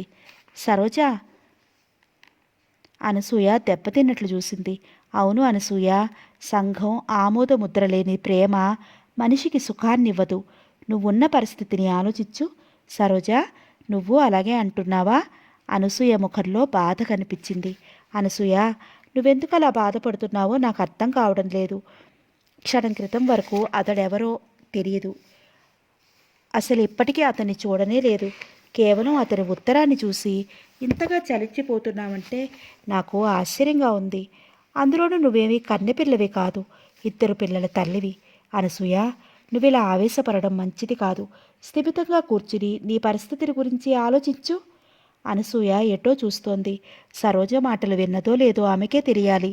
అనసూయ, అనవసరంగా బాధపడి మనసు పాడు చేసుకోకు అంది అనసూయ భుజం మీద చెయ్యి వేసి. అనసూయ నవ్వింది. ప్రయత్నిస్తాను సరోజ. అనసూయ ఇంటికొచ్చింది. తలుపు తాళం తీసి లోపలికొచ్చి టైం చూసింది. 5కి ఇంకా పావు గంట ఉంది. ఎందుకో గుండె దడదడా కొట్టుకుంది. ముఖం కడుక్కుని బొట్టు పెట్టుకుంది. ఎవరి గడియారమో అయినా 5 గంటలు కొట్టింది. అనసూయ కిటికీ దగ్గరికి వచ్చి నిలబడింది. ఎదురుగా తెల్ల ప్యాంటు, తెల్ల షర్టు, చేతిలో గులాబీ. నవ్వుతూ అనసూయ వైపే చూస్తున్నాడు ఒక వ్యక్తి. అనసూయ నిలబడటానికి ఓపిక లేనట్లు క్రింద కూర్చుండిపోయింది. ప్రతి మనిషికి జీవితంలో కొన్ని కోరికలుంటాయి. కొందరికి ఆ కోరికలు తీరతాయి, కొందరికి తీరవు. అనసూయకి కొన్ని కోరికలున్నాయి. వెన్నెల రాత్రి భర్తతో కలిసి షికారు వెళ్లాలని, చల్లని సాయంకాలం వేళలో పెరట్లో ఉన్న సన్నజాజి పందిరి కింద తను భర్త కూర్చుని కబుర్లు చెప్పుకోవాలని, భర్త తను పిల్లలు కలిసి సరదాగా భోజనం చేయాలని, సినిమాకు వెళ్ళాలని. ఇతరుల దృష్టిలో ఇవి చాలా అల్పమైన కోరికలు. సాయంత్రం ఆఫీసు నుంచి వచ్చేటప్పుడు ఏ పూలదండో తీసుకొచ్చి రామ్మూర్తి స్వహస్తాలతో తన తల్లో పెట్టాలని ఉంటుంది. కానీ రామ్మూర్తి రాత్రి 2 దాటితే గాని ఇంటికి రాడు. అప్పుడైనా అతడి చేతిలో సాదా సీదానో సారా సీసానో పేక ముక్కలో ఉంటాయి తప్ప పూలు ఉండవు. రామ్మూర్తి సుతారంగా తనని దగ్గరికి తీసుకుని ప్రేమగా పెదవులపై ముద్దు పెట్టుకుంటే, కానీ రామ్మూర్తికి భార్య ఇష్టాలతో పని లేదు. సుతారం ప్రేమ అసలే లేవు. అసలు అనసూయకి పెళ్ళి, మొగుడు, సంసారం అంటే ఏమిటో తెలియని వయసులో పెళ్ళయింది. పెళ్ళయ్యాక పుస్తకాలు చదివి సంసారంలో ఉండే మాధుర్యాన్ని గురించి, ప్రేమలోని తీయదనాన్ని గురించి తెలుసుకుని తానెంత రొచ్చుకుంటలో కాపురం చేస్తుందో గ్రహించుకుంది. అప్పటి నుంచి ఏదో పోగొట్టుకున్నాననే శూన్యం, ఏదో కావాలనే తపన అప్పుడప్పుడు మనసుని బాధించేది. రామ్మూర్తికున్న చెడ్డ అలవాట్ల గురించి తెలిసినప్పటి నుంచి ఆ బాధ మరీ ఎక్కువైంది. నాకు కావలసిన జీవితం ఇది కాదు, నేను ఉండవలసిన చోటు ఇది కాదు, నా అందం, నా యవ్వనం అన్నీ వ్యర్థమైపోతున్నాయి అని బాధపడేది. నేనిక్కడ ఉండలేను, ఈ పిల్లలు, సంసారం, ఈ జంజాటం నాకు వద్దు, ఎక్కడికైనా వెళ్ళిపోతాను అనుకునేది. కానీ ఎక్కడికెళ్లాలో తెలియకపోవడంతో అన్నీ అణుచుకుని జీవిస్తోంది. ఈ సమయంలో ఈ ఉత్తరం వచ్చింది. మనసు, శరీరం నిప్పు తగిలిన వెన్నలా కరిగిపోయాయి. ప్రతి క్షణం అతని రూపం, ఉత్తరంలోని అతని వాక్యాలే కళ్ళ ముందు మెదిలేవి. అతడు తనను 2 చేతులతో ఆహ్వానిస్తున్నాడు. అతని దగ్గరికి వెళ్ళిపోవాలి, అతని గుండెలపై తలపెట్టుకుని హాయిగా నిద్రపోవాలి. కానీ అతని దగ్గరికి వెళ్ళడానికి వీల్లేకుండా భర్త, పిల్లలు తన కాళ్లకు చుట్టుకున్నారు అనుకుంటూ అనసూయ వాళ్ళ మీద చిరాకు పడి కోపగించుకుంటూ ఉండేది. పిల్లల మీద శ్రద్ధ కూడా పూర్తిగా తగ్గిపోయింది. తనెలా చెయ్యాలో, ఏం చేస్తుందో తెలియని ఉన్మాద స్థితిలో ఉంది అనసూయ. మరో వారం రోజులకు అనసూయకు ఇంకో ఉత్తరం వచ్చింది. డియర్ అనసూయ, నేను కోరినట్లుగానే నువ్వు కనిపించావు. చాలా థ్యాంక్స్. నీ పేరు ఎలా తెలిసిందా అని ఆశ్చర్యపోతున్నావా? మనసుంటే మార్గం ఉంటుంది. ఇంకో విషయం, నేను వారం రోజుల్లో ఈ ఊరు నుండి వెళ్ళిపోతున్నాను. నేను ఈ ఊరికి ఆఫీస్ పని మీద వచ్చాను. పని అయిపోయింది. కానీ మిమ్మల్ని వదిలి వెళ్ళలేక ఇంకా ఉండిపోయానా? కానీ ఎప్పటికైనా వెళ్ళక తప్పదు కదా. ప్రవాహంలో పుడకల్లా కలిసిపోయాము కొన్నాళ్ళు, మళ్ళీ విడిపోతాము. ఇక ఎప్పటికీ కలవలేము కదా. భగవంతుడు మనకి మనసు ఇచ్చి చాలా ఘోరం చేశాడు. ఈ మమతలు, అభిమానాలు తాత్కాలికమైనవని తెలుసు. అయినా ఎందుకో వీటిని పెంచుకుంటాము. ఏ వ్యక్తిని చూస్తే అభిమానం కలుగుతుందో, ఏ వ్యక్తిని చూస్తే ద్వేషం కలుగుతుందో ఎప్పుడూ చెప్పలేము కదా. అనసూయ, నేను ఈ ఊళ్ళో ఉన్న 4 రోజులు నువ్వు నాకు కనిపిస్తావని ఆశిస్తాను. తప్పకుండా కనిపిస్తావు కదూ. నేను మళ్ళీ సోమవారం ఉత్తరం రాస్తాను. ఒక ప్రేమ పిచ్చగాడు. అనసూయ ఆ ఉత్తరాన్ని ఎన్నిసార్లు చదువుకుందో తెలియదు. ఎవరి తను ఎలా తెలిసి తనకి? ఈ వయసులో తనకి ప్రేమ లేక ఏమిటి? తనని ఎందుకిలా ఏడిపిస్తున్నాడు అతను? ఇంతకీ ఇతడెవరు? ఎవరు? ఆలోచిస్తున్న అనసూయ మనసులో చిన్నప్పటి సంఘటన ఒకటి బెదిరింది. అప్పటికి అనసూయకు 9 ఏళ్లుంటాయి. 7వ క్లాస్ చదువుతోంది. అనసూయ ఇంటి ఎదురుగా ఒక కాంట్రాక్టర్ కుటుంబం అద్దెకుంటోంది. వాళ్ళకి ఒక్కడే కొడుకు. పేరు రాజు. చాలా అందంగా, చలాకీగా ఉండేవాడు. రాజు, అనసూయ ఒకే స్కూలు. రాజు 9వ తరగతి చదువుతూ ఉండేవాడు. సాయంత్రం స్కూల్ నుండి రాగానే అనసూయని తనతో ఆడుకోవడానికి రమ్మని పిలుస్తూ ఉండేవాడు. అనసూయకి ఇంట్లో పని ఉండేది. చిన్న చెల్లెలు వసంత అనసూయ చూడాలి. రాజా, నాకు పని ఉంది. ఏమిటా పని? చెల్లెల్ని ఆడించాలి. మీ చెల్లెల్ని కూడా తీసుకురా, చాక్లెట్లు కొనిస్తాను, తింటూ కూర్చుంటుంది. అనసూయకి ఆ సూచన నచ్చింది. తన చెల్లెల్ని తీసుకుని అతడి ఇంటికి వచ్చింది. చెల్లెల్ని ఒక చోట కూర్చోబెట్టి ఇద్దరు చీకటి పడే వరకు ఆడుకునేవారు. ఒకరోజు అనసూయ చెల్లెలు ఆడుకుంటూ మెట్ల మీద నుండి పడిపోయింది. నుదుటి మీద అంగుళం మెడ గీరుకుపోయింది. ఆ పిల్ల పెద్దగా ఏడవటం మొదలుపెట్టింది. అది చూసి అనసూయ భయపడింది. కానీ రాజు ధైర్యం చెప్పాడు. అనసూయ, నేను మీ ఇంటికి వచ్చి చెప్తాను, భయపడకు అంటూ ఓదార్చాడు. అనసూయ వెనకాలే వచ్చి అనసూయ తల్లితో తన వలన ఆ పిల్ల పడిపోయినట్టు చెప్పాడు. ఆవిడేమీ మాట్లాడలేకపోయింది. ఉదయం లేచిన దగ్గర నుండి రాజు తల్లితో ఆవిడికి ఎన్నో అవసరాలుంటాయి. రాజు మాటల వలన ఆ పూట అనసూయకు దెబ్బల బాధ తప్పింది. రాజు, నువ్వు లేకపోతే మా అమ్మ ఇవాళ నన్ను చచ్చేట్టు కొట్టేది. రాజు నవ్వాడు. అనసూయ, నేనుండగా ఎవ్వరూ నీ దగ్గరికి రాలేరు అన్నాడు గర్వంగా. మరోసారి అనసూయ రాజు బంతాట ఆడుకుంటున్నారు. అనసూయ విసిరిన బంతి ఇంట్లోకెళ్ళి అద్దాన్ని బద్దలు కొట్టింది. తల్లి తిడుతుందేమోనని భయపడింది. ఈసారి కూడా రాజు ఆ నేరం తన మీద వేసుకున్నాడు. అనసూయ తల్లి మాట్లాడలేదు. రాజు, ప్రతిసారి నన్ను వెనకేసుకొస్తున్నావెందుకు అని అడిగింది అనసూయ ఒకరోజు. నువ్వంటే నాకెంతో ఇష్టం అనసూయ అన్నాడు. అనసూయ నవ్వింది. అనసూయ రాజు ఇద్దరు స్కూల్కి కలిసి వెళ్ళేవారు, కలిసి వచ్చేవారు. అనసూయ పుస్తకాలు కొనుక్కోలేకపోతే రాజు ఆ అమ్మాయికి కూడా తనే కొనేవాడు. తన ఇంట్లో ఏం చేసుకున్నా అనసూయకి పెట్టేవాడు. ఇలా వారి స్నేహం 2 ఏళ్లు సాగింది. ఆ తర్వాత రాజు తండ్రి హైదరాబాద్ వెళ్ళిపోయాడు.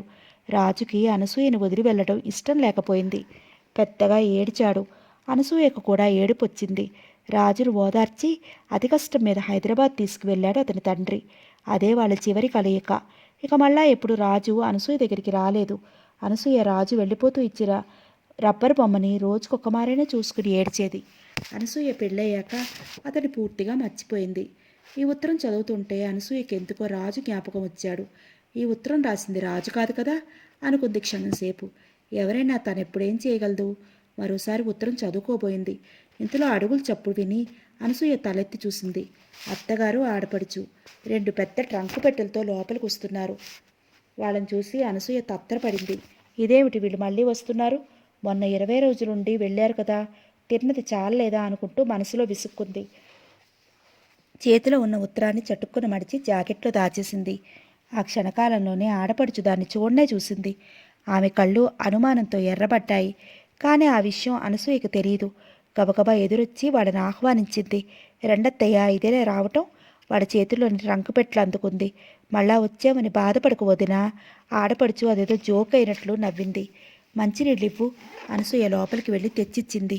దీనికి ఇక్కడ ఒక సంబంధం వచ్చింది. వాళ్ళిక్కడే పెళ్లి చూపుట్లు ఏర్పాటు చేయమన్నారు. అందుకని తీసుకొచ్చాను, అత్తగారు చెప్పింది. అనసూయ ఆడపడుచు వైపు చూసింది. నల్లగా, లావుగా, ఒకసారి చూస్తే ఇంకెప్పుడు చూడబుద్ధి కాదు. ఆమెను చేసుకోబోయే ఆ దురదృష్టవంతుడెవరో. మనిషి పైరూపమే కాక మనసు కూడా అనాకారే. తనకు పెళ్ళయ్యాక తనను ఎన్నో విధాలా ఏడిపించింది. ఆ రోజుల్లో ఆడపడుచుకి త్వరలోనే పెళ్ళయ్యి అత్తవారింటికి పోతే ఎంత బావుండునని ఎన్నోసార్లు అనుకుంది. ఇన్నాళ్ళకి ఈ పీడ విరగడవుతోందన్నమాట. వదినా, తలనొప్పిగా ఉంది, కాఫీ ఇవ్వు. ఆడపడుచు ఆజ్ఞ జారీ చేసింది. అనసూయ వంటింట్లోకి వెళ్ళింది.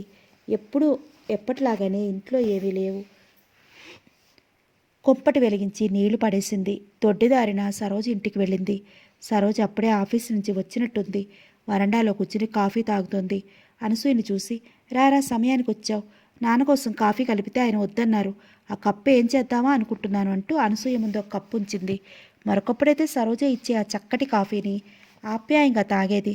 కానీ ఈరోజు ఇంట్లో వాళ్ళు కాఫీ కోసం ఎదురు చూస్తుంటే తాను ఇక్కడ త్రాగాలనిపించలేదు. అనసూయ, తీసుకో. మా అత్తగారు, ఆడపడుచు వచ్చారు సరోజ అంది అనసూయ కొద్దిగా దిగులుగా. సరోజ ఆశ్చర్యపోయింది. అదేమిటి, మళ్ళీ వచ్చారా? మొన్నేగా వెళ్ళారు. ఇల్లు గొల్ల చేసి వెళ్ళారు. ఇంకేమన్నా మిగులున్నాయేమో సర్వం నాశనం చేయడానికి మళ్ళీ వచ్చారు. మా ఆడపడుచుకేదో సంబంధం వచ్చిందంట. పెళ్ళికొడుకు తరఫు వాళ్ళు ఇక్కడే పెళ్లి చూపులు ఏర్పాటు చేయమన్నారంట. అందుకని వచ్చారు. అనసూయ, ఈసారి జాగ్రత్తగా ఉండు.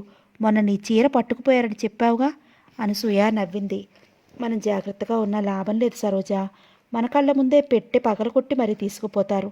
మొన్న మా అత్తగారు నేను పిల్లలకి ఇష్టమని పెట్టిన కొరివికారం జాడి పట్టుకుపోయింది తెలుసా? సరోజ నోరు తెరుచుకుని వినసాగింది. అనసూయ, ఇది చాలా విడ్డూరంగా ఉందే. ఏ తల్లైనా కొడుకు ఇంటికి వస్తుంటే ఏవేవో పట్టుకొస్తుంది. కానీ మీ అత్తగారు ఇక్కడి నుంచి అన్నీ పట్టుకుపోతోంది. కొడుకు ఇంటిని గొల్ల చేసే తల్లిని ఇప్పుడే చూస్తున్నా. ఇంతకీ మా ఆయన సరైన వ్యక్తి కాకపోవడం దీనికి కారణం. అనసూయ విషాదంగా అంది. సరోజ దృష్టి కాఫీ కప్పు మీద పడింది. అనసూయ, కాఫీ తాగు, చల్లారిపోతోంది. అనసూయ తప్పనిసరిగా తాగింది. సరోజ, మళ్ళీ నీ దగ్గరికి అప్పు కోసం రావాల్సి వచ్చింది అంది అనసూయ కించపడుతూ. సరోజ నవ్వేసింది. ఏం మాటలవి అనసూయ. నేను నీకు పరాయిదాన్ని కాదు, నీ చెల్లెల్లాంటి దాన్ని. ఇంతకాలమైనా నన్ను అర్థం చేసుకుంది ఇదేనా? నీకే అవసరం కలిగినా నన్ను అడుగు, నేనున్నాను, మొహమాట పడకు అంటూ ఓదార్చింది. అనసూయ మనసు ఆర్ద్రమైంది. సరోజ, నీలాంటి స్నేహితురాలు దొరకడం నా అదృష్టం. ఈ జీవితంలో నేను పొందిన ఒకే ఒక వరం ఏమిటో తెలుసా? నువ్వే, నువ్వే. సరోజ చేతుల్ని కళ్ళకత్తుకుంది అనసూయ. చాలే, అతిగా పొగడేయకు, ఇంకా లావైపోతాను. నీకేం కావాలో చెప్పు. అనసూయ చిన్న లిస్టు చదివింది. అనసూయ అడిగినవన్నీ పొట్లాలు కట్టించింది సరోజ. ఇంకా ఏమన్నా కావలసినా అడిగిస్తాను. సరోజ, నీదెంత మంచి మనసు. నీకు మంచి భర్త వస్తాడు, నేను చెప్తున్నాను చూడు అంటూ వెళ్ళిపోయింది. అనసూయ మాటలకు సరోజ మనసులో మురళి మెదిలాడు. మురళికి తనంటే ఎంత ప్రేమ. ఆమె కళ్ళ ముందు మధ్యాహ్నం జరిగిన సంఘటన మెదిలింది. ఆ రోజు సరోజ టిఫిన్ బాక్స్ తెచ్చుకోలేదు. అది గమనించాడు మురళి. ఎందుకని తెచ్చుకోలేదండి? ఈరోజు తలనొప్పిగా ఉంది. వంట ఎలాగో ముగించాను, ఇక టిఫిన్ చేసుకునే టైం లేకపోయింది అంది సరోజ. అలాగా, ఉండండి అంటూ బయటికి పరిగెత్తాడు. బజారుకు వెళ్ళి తలనొప్పి మాత్రలు కొనుక్కు వచ్చాడు. తనే క్యాంటీన్కు వెళ్ళి కాఫీ తీసుకొచ్చాడు. టాబ్లెట్ గ్లాస్ ఆమెకి అందిస్తూ, వేసుకోండి, త్వరగా తగ్గిపోతుంది అన్నాడు. అతడి అభిమానానికి సరోజ కళ్ళు చెమర్చాయి. తనెంత అదృష్టవంతురాలు. తన బాధల్ని పట్టించుకునే మనిషి ఒకరు ఉన్నాడు. ఆ వ్యక్తి చాలు తనకి అనుకుంటూ టాబ్లెట్ వేసుకుని కాఫీ తాగింది. దేని మహత్యమో కానీ క్షణాల్లో చేత్తో తీసేసినట్లుగా పోయింది నొప్పి. ఆ సంఘటన అంతా గుర్తొచ్చింది సరోజకి. ఆమె పెదవులపై సన్నటి చిరునవ్వు మెరిసింది. తను ఎన్నాళ్ళు కోరుకున్నది అదే. అటువంటి ఆదరణ ఆప్యాయత కోసమే తప్పించిపోయింది. ఇన్నాళ్లకు మురళి తను కోరుకున్నది అందించాడు. వీలైనంత త్వరలో తను మురళి అర్ధాంగి అయితే ఆ ఆప్యాయత శాశ్వతమవుతుంది. ఆ రోజు ఎప్పటికి వస్తుందో అనుకుంది సరోజ. అనసూయ పనంతా అయ్యేసరికి రాత్రి 10 దాటింది. పక్క మీద వాలాక జాకెట్లో దాచిన ఉత్తరం విషయం గుర్తుకు వచ్చింది. చేత్తో అదిమింది కానీ ఉత్తరం కనపడలేదు. చటుకుని లేచి కూర్చుంది. ఏమై ఉంటుంది? ఎక్కడైనా పడిపోయిందేమో. ఆ విషయం అనుకోగానే శరీరం భయంతో గజగజ వణికిపోయింది. అమ్మో, ఇంకేమైనా ఉందా? కొంపలు ఆరిపోతాయి. ఇక తన జీవితం నాశనం అయిపోయినట్లే. మంచం మీద నుండి లేచి ఇల్లంతా వెతికింది కానీ ఎక్కడా కనపడలేదు. భయంతో ఒళ్ళంతా చెమటలు పట్టసాగాయి. ఏమైంది? ఎక్కడ పడిపోయింది? ఎవరి చేతుల్లోనైనా పడిపోతే ఇంకేమైనా ఉందా? ఇల్లంతా వెతికి వెతికి అలసిపోయింది. నీరసంగా వచ్చి మంచం మీద వాలిపోయింది. ఇది అత్తగారి చేతిలో కానీ ఆడబిడ్డ చేతిలో కానీ పడిందంటే ఇంకేమైనా ఉందా? అందరూ కలిసి తనని హత్య చేసినా చేయొచ్చు. వణికిపోయింది. ఒకవేళ సరోజ ఇంటికి వెళ్ళినప్పుడు అక్కడ వదిలేసిందేమో. అలా అయితే పర్వాలేదు, సరోజ తీసి దాచుతుంది. అనసూయ మనసులో మెదిలిన ఆ ఆలోచన ఆమెకు కొంత శాంతిని కలిగించింది. అదే సమయంలో ముందు గదిలో మంచం మీద పడుకుని ఆడపడుచు అనసూయకు వచ్చిన ప్రేమలేఖని చదువుకుంటోంది. ఈర్ష్యపడుతోంది. వదిలిని ఎంతగా ప్రేమిస్తున్నాడు. పదే పదే చదువుకుంది. తర్వాత మడిచి జాకెట్లో తోపుకుంది. ఇప్పుడేం చేయాలి? ఈ ఉత్తరాన్ని. క్షణకాలం మనసు చెడును ఊహించింది. ఈ ఉత్తరాన్ని అన్నయ్యకి చూపించితే వదిలి నిలువున్నా పాతేస్తాడు, లేకపోతే తన్ని తగలేస్తాడు. కానీ అంతరాత్మ ఎదురు తిరిగింది. అదంత పాపపు పని. దీనిలో వదిన తప్పే ఉంది. అతడు వదిలిని ప్రేమించాడు. ప్రేమ మనసుకు సంబంధించినది. దానికి వయసుతోనూ మనిషితోనూ సంబంధం లేదు కదా. అయితే ఏం చేయను? ఆడపడుచుకేమీ తోచలేదు. ఆలోచిస్తూ పడుకుంది. మర్నాడు ఉదయం లేస్తూనే అనసూయ సరోజ ఇంటికి వెళ్ళింది. ఇదేమిటి ఇంత పొద్దున్నే వచ్చావు? సరోజ ఆశ్చర్యంగా అడిగింది. అనసూయ సంకోచించింది. ఏమిటది? చెప్పు అనసూయ. ఆమె చాలాసేపటికి నోరు విప్పింది. సరోజ, నిన్న ఇక్కడ ఏదైనా ఉత్తరం మర్చిపోయానా అంది. సరోజ అయోమయంగా చూసింది. ఉత్తరమా? ఏమిటది? అనసూయ సిగ్గుపడింది. సరోజకి అర్థం కాలేదు. అనసూయ, ముందు ఇలా కూర్చో, కంగారు పడకు, అసలు విషయం చెప్పు. ఆమె తల వంచుకుంది. సరోజ, అతడు మళ్ళీ ఉత్తరం రాశాడే. ఎవరు? సరోజ ఆ విషయం ఎప్పుడో మర్చిపోయింది. ఇప్పుడు సరోజకి మురళి విషయం తప్ప ఇంకా ఏమీ మనసులో నిలవడం లేదు. నిరంతరం మురళి ధ్యానసే. అదేనే, ఒక అతను ఉత్తరం రాశాడని చెప్పలేదు? గుర్తొచ్చింది. ఏ, మళ్ళీ ఉత్తరం రాశాడా? ఏమని రాశాడు? ఏం లేదు, మామూలే. అతడు వారం రోజుల్లో తిరిగి ఊరు వెళ్ళిపోతున్నాడట. ఇంకా ఏదో రాశాడు. ఇంతకీ ఆ ఉత్తరం నీకేమైనా దొరికిందా? లేదే, ఇక్కడేమీ వదలలేదు అంది. ఆమె తెల్లబోయింది. నిజమా? అవును, ఏమైంది ఇప్పుడు? దానివలన ఏదైనా గొడవ వచ్చిందా? కానీ అదెక్కడో పోయింది సరోజ. ఇంట్లో అత్తగారు ఆడపడుచు ఉన్నారు. వాళ్ళ చేతుల్లో పడిందంటే ఇంకేమైనా ఉందా? భయంతో ఆమెకి నోటి మాట రావడం లేదు. సరోజ చిన్నగా నిట్టూర్చింది. అనసూయ, అందుకే నేను అప్పుడే చెప్పాను అటువంటి విషయాల్లో తలదూర్చొద్దని. ఆ ప్రేమలు నమ్మదగినవి కావు అని చటుక్కున నాలిక కొరుక్కుంది. తను మురళిని ప్రేమిస్తోంది. తన నోటి నుండి వచ్చిందేమిటి? ఎందుకో క్షణకాలం ఆమె మనసు గుబగబలాడింది. వెంటనే సర్దుకొని ఆమెను ఓదార్చింది. అనసూయ, బాధపడకు. ఇందులో నీ తప్పేమీ లేదు. ఎవరో ఏదో రాసినందుకు నువ్వేం చేస్తావు? అంతగా ఏదైనా జరిగితే నాతో చెప్పు, నేను వచ్చి చెప్తాను అంది. అనసూయ మాట్లాడలేదు. ఇంతసేపు సరోజ దగ్గర ఉందేమోననే ఆశతో ఉంది. ఇప్పుడు ఆశ అడగంటుంది. ఏమై ఉంటుంది? ఆలోచనతో సతమతమవుతూ లేచి ఇంటికొచ్చింది. ఆ మధ్యాహ్నం ఆడపడుచుని చూడటానికి పెళ్లివారు వచ్చారు. అత్తగారు అనసూయ చేత లడ్లు బూందీ చేయించింది. అనసూయ మనసులో దిగులుగా ఉన్నా పైకి నవ్వుతూ అత్తగారు చెప్పిన పనులన్నీ చేసింది. 4 అవుతుండగా రామ్మూర్తి పెళ్లివారిని తీసుకొచ్చాడు. అనసూయ ప్లేట్లలో టిఫిన్ సత్తింది. అప్పటికింకా ఆడపడుచు ముస్తాబు కాలేదు. వదినా, ఏం చీర కట్టుకోను అంటూ అనసూయ దగ్గరికి వచ్చింది. జుట్టు విరబూసుకుని నుదుట ఎర్రటి కుంకుమతో భయంకరంగా ఉన్న ఆడపడుచును చూసి జడుసుకుంది అనసూయ. వదినా, చెప్పు, నీకేది బాగుంటే అది కట్టుకో. మరే, నీ పెట్లో ఉన్న గులాబీ రంగు సిల్క్ చీర కట్టుకోనా అంది. అనసూయకి ఒళ్ళు మండిపోయింది. ఆ చీర మీద పడ్డాయా నీ చూపులు? నాకున్న మంచి చీరదొక్కటే. సరోజ ఉద్యోగం రాగానే మొదటి నెల జీతంతో కొనిపెట్టింది. ఇన్నాళ్ళు నీ కంటపడకుండా దాచాను. ఇక ఆ చీరను చెంపందే వదలవు అని మనసులో తిట్టుకుంది. అసలు నా పెట్టెందుకు ముట్టుకున్నావు? నీకేమైనా మంచి చీరలున్నాయేమో కట్టుకుందామని పెట్టె తీయబోయాను. దానికి తాళం వేసుంది. అన్నయ్యని అడిగి తాళం చెవులు తీసుకుని చూశాను. ఆ చీర బాగుంది, కట్టుకుంటా అని వెళ్ళిపోయింది. నువ్వు ఆడపడిచివి కాదు, నా పాలిట రాక్షసివి. కసితీరా తిట్టుకుంది అనసూయ. అనసూయ, కాఫీ రామ్మూర్తి అరిచాడు. ఆమె కప్పులు తీసుకుని ముందు గదిలోకి వచ్చింది. మా కోడలు అంటూ పరిచయం చేసింది అత్తగారు. అనసూయ పెళ్ళికొడుకు వైపు చూసింది. సన్నగా పొడుగ్గా తెల్లగా ఉన్నాడు. ఆడపడుచుకి పూర్తిగా వ్యతిరేకంతో ఉన్నాడు అనుకుంది. ఒకవేళ వీళ్ళిద్దరికీ పెళ్ళైతే ఈ అబ్బాయిని కొంగును ముడేసుకుని ఆడిస్తుంది అనిపించింది. మరో 5 నిమిషాలకు ఆడపడుచుని తీసుకొచ్చి వాళ్ళ ముందు కూర్చోపెట్టింది. పెళ్ళికొడుకు అమ్మాయిని ఒకసారి చూసి తిరిగి లడ్డూలు తింటంలో మునిగిపోయాడు.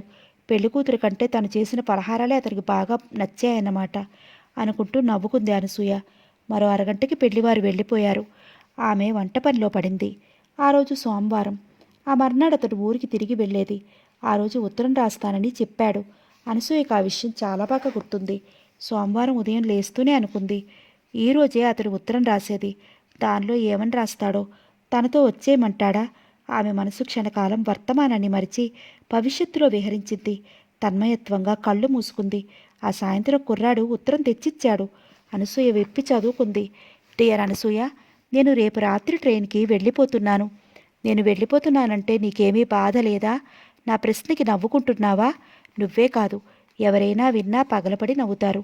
లేకపోతే ఏమిటి? మనం అసలు కలుసుకున్నామా? మాట్లాడుకున్నామా? అసలు మన పరిచయానికి వయసు ఎంత? 10 రోజులేమో. కానీ ఎంతో కాలం నుండి మనం ఒకరికొకరు తెలుసు అనిపిస్తోంది. నిన్ను వదిలి వెళ్ళడం ఇష్టం లేదు. కానీ ఏం చేయను? తప్పదు కదా. నువ్వు నాతో వస్తే ఎంత బాగుండునో అనిపిస్తోంది. కానీ రాలేవు కదా. ఇద్దరం కలిసి భూమి మీద స్వర్గాన్ని దింపవచ్చు. కానీ అది అసాధ్యం కదా. ఇద్దరూ కలిసి అలౌకిక ఆనందాన్ని అనుభవించవచ్చు. కానీ అది కుదరదు కదా. ఈ జన్మకి ఇంతేనేమో. వెళ్లే ముందు నిన్నొక్కసారి చూడాలని ఉంది. రేపు సాయంత్రం కనిపిస్తావు కదూ. నీకు దూరం అయిపోతున్నా నీ ప్రియుడు. ఆ ఉత్తరం చదవగానే అనసూయకు ఏడుపొచ్చింది. కళ్ల ముందు కనపడిన స్వర్గం కదిలిపోతున్నంత అనుభూతి కలిగింది. ఆకలిగా ఉన్నవాడి ముందు నిండు విస్తరి పెట్టి తీరా వాడు తినబోయేటప్పుడు విస్తరి తీసివేసినట్లు అనుభూతి చెందింది. ఏం చెయ్యాలి? అతనితో వెళ్ళిపోతే? అవును, వెళ్ళిపోవాలి. కానీ ఎలా? భర్త పిల్లలు అనే బంధాలు ఉన్నాయి. పిల్లల్ని అతడు భరిస్తాడేమో. ముందు రామ్మూర్తిని వదిలించుకోవాలి. ఎలా? ఆలోచించింది. తను ఇక ఇంట్లో ఉండలేదు. కానీ ఈ నరకంలో క్షణం కూడా నిలవలేదు అనుకుంటూ క్షణాల్లోనే ఒక ఆలోచనకి వచ్చేసింది. ఆ రాత్రి రామ్మూర్తికి పాలలో ఎలుకల ముందు కలిపిచ్చింది. మర్నాడు ఉదయానికి రామ్మూర్తి చనిపోయాడు. అందరూ అతన్ని ఆత్మహత్య చేసుకున్నాడని భావించారు. కానీ పోలీసులకి ఎందుకో అనుమానం కలిగి పరిశోధించగా అనసూయ విషప్రయోగం చేసినట్లు బయటపడింది. ఫలితంగా ఆమె చేతులకు బేడీలు పడ్డాయి. అత్తగారు ఆడపడుచు తిట్లవర్షం కురిపించసాగారు. చుట్టుపక్కల వాళ్ళు అనసూయని పురుగుని చూసినట్టు చూశారు. ఆమె జైలుకు వెళ్ళాక పిల్లలు వీధుల పాలయ్యారు. వాళ్ళని గురించి పట్టించుకున్నవారే లేకపోయారు. పెద్ద పిల్లలు దొంగలుగా మారారు. చిన్నపిల్లలు ఆకలికి ఆగలేక చావు బతుకుల మధ్య కొట్టుకోసాగారు. అమ్మా, అమ్మా, ఆకలవుతోంది. రోడ్డు పక్కన పడిపోయి ఏడుస్తున్నారు. అమ్మా, అమ్మా, ఆకలవుతోందే. ఆఖరి కొడుకు తట్టి పిలవడంతో అనసూయ ఈ లోకంలోకి వచ్చింది. చుట్టూ పిచ్చిగా చూసింది. అది తన ఇల్లే. తను మంచం మీదే పడుకుని ఉంది. అమ్మయ్య, అదంతా కలన్నమాట. ఎంత భయంకరంగా ఉంది. తను ఇన్నాళ్ళు ఏదో మైకంలో ఉండి ఎంత మూర్ఖంగా ఆలోచిస్తోంది. తను లేకపోతే తన పిల్లలు ఏమైపోతారు? ఇందాకటి కలలో కూడా ఆకలితో కలలోలాగా ఆకలితో మాడి చచ్చిపోతారేమో. అమ్మో, తను భరించలేదు. తనకు ఏ ప్రేమలో ఏ సుఖాలు అక్కర్లేదు. ఈ పిల్లలు చాలు. వీళ్ళ సుఖమే నా సుఖం, వీళ్ళ సంతోషమే నా ఆనందం అనుకుంటూ కొడుకుని దగ్గరగా తీసుకుంది. తన పిల్లల కోసమేనా తను ఈ నరకాన్ని భరించక తప్పదు, భరిస్తుంది కూడా. అదే తనకు తృప్తి అనుకుంటూ హాయిగా నిట్టూర్చింది. కొంతకాలం నుండి మనసును పట్టి పీడించిన పీడకల తొలగిపోయింది. ఆవేశంలో మప్పులు తొలగాయి.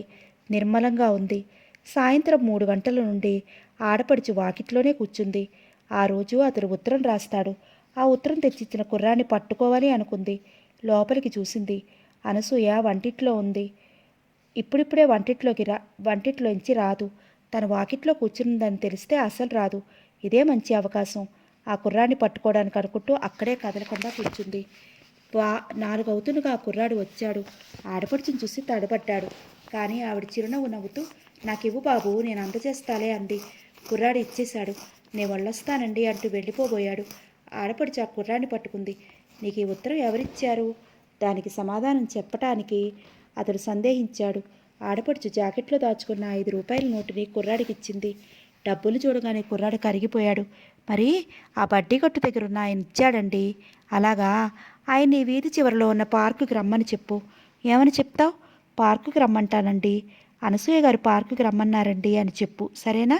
ఆ కుర్రాడు తలాడించి వెళ్ళిపోయాడు. మరో అరగంటకి ఆడపడుచు చక్కగా ముస్తాబై పార్కుకు బయలుదేరింది. నమస్కారం అండి. అతడు తల తిప్పి చూసి ఉలిక్కిపడ్డాడు. మీరు? అనసూయ ఆడపడుచునండి అంటూ చొరవగా అతని పక్కన కూర్చుంది. అతడు కంగారు పడుతున్నాడు. అనసూయ రమ్మంటే ఈవిడొచ్చిందేనికి? తనని తిట్టదు కదా. మీరు మా వదిలికి రాసిన ఉత్తరాలు నేను చదివాను అంది. అతడు తెల్లబోయాడు. మీరు చదివారా? పరాయి వాళ్లకు రాసిన ఉత్తరాలు చదవకూడదని తెలుసు, కానీ అందమైన మీ చేతివ్రాత నన్ను రెచ్చగొట్టింది. మీ దస్తూరిలాగే మీరు కూడా చాలా అందంగా ఉన్నారు అంది నవ్వుతూ. అతడికంతా అయోమయంగా ఉంది. నేను వెళతానండి, పనుంది అంటూ లేవబోయాడు. ఆమె చెయ్యి పట్టుకుని కూర్చోబెట్టింది. మీతో చాలా మాట్లాడాలని వచ్చాను. మీరు వెళ్ళిపోతే ఎలా? అనసూకి ఉత్తరం రాయడం వలన ఈ అమ్మాయికి చులకనయ్యాననుకున్నాడు. మీరు మా వదిలికి ఉత్తరం రాయడం ఏమన్నా బాగుందా? అతడు మాట్లాడలేదు. మా వదిలికి పెళ్ళయింది, పిల్లలు కూడా ఉన్నారు. ఆమె ప్రశాంతంగా జీవిస్తోంది. మీ ఉత్తరం ఆమె జీవితాన్ని ఎంత కల్లోలపరుస్తుందో తెలుసా? ఆ ఉత్తరం కనుక మా అన్నయ్య చేతిలో పడితే ఆమెను చంపేస్తాడు. ఆ తర్వాత వాళ్ళ పిల్లలు రోడ్డు మీద అడుక్కు తినేవారు. ఇదంతా మీకు ఇష్టమా చెప్పండి? లేదు లేదు, నేను ఇదంతా ఊహించలేదు. అతడి ముఖంలో భయం కనపడింది. ఆమె నవ్వుతూ చూసింది. నేను రేపు వెళ్ళిపోతున్నాను. ఇంక మళ్ళీ ఎప్పుడూ ఆవిడికి కనపడను అన్నాడు. ఇంతకీ మీరేం చేస్తున్నారు? బాంబే ఫర్టిలైజర్స్ కంపెనీలో అసిస్టెంట్ ఇంజనీర్గా పనిచేస్తున్నాను. పెళ్ళయిందా? లేదు. పెళ్ళయి ప్రేమించేటంత దుర్మార్గుడు కాదు ఈ సారథి.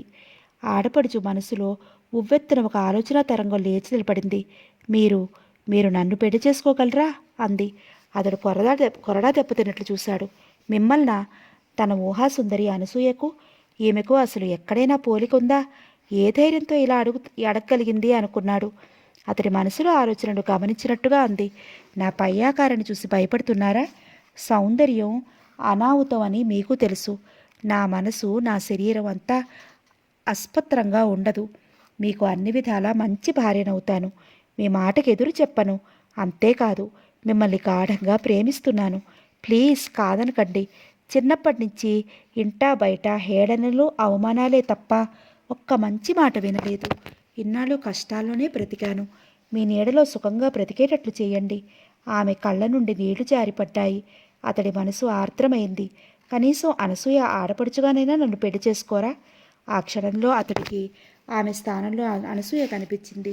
అనసూయ దీనంగా అడుగుతున్నట్లు అనిపించింది. అలాగేనండి, రేపు రాత్రి నేను బాంబే వెడుతున్నాను. నాతో పాటు రాగలరా? ఆమె ముఖం వెలిగిపోయింది. వస్తానండి, తప్పక వస్తాను. మీకోసం అందరినీ వదులుకుని వచ్చేస్తాను. మీరు తప్ప నాకెవ్వరూ అక్కర్లేదు. సరే, రేపు రాత్రి 8 గంటలకల్లా ఈ పార్కు దగ్గరికి వచ్చేయండి. మీతో ఏవి తీసుకురాకపోయినా పర్వాలేదు అంటూ లేచి వెళ్ళిపోయాడు. ఆడపడుచు గాల్లో తేలిపోతున్నట్లు ఇంటికొచ్చింది. వదినా, నిన్ను ప్రేమించిన వ్యక్తిని నేను పెళ్లి చేసుకోబోతున్నాను. నన్ను క్షమించు.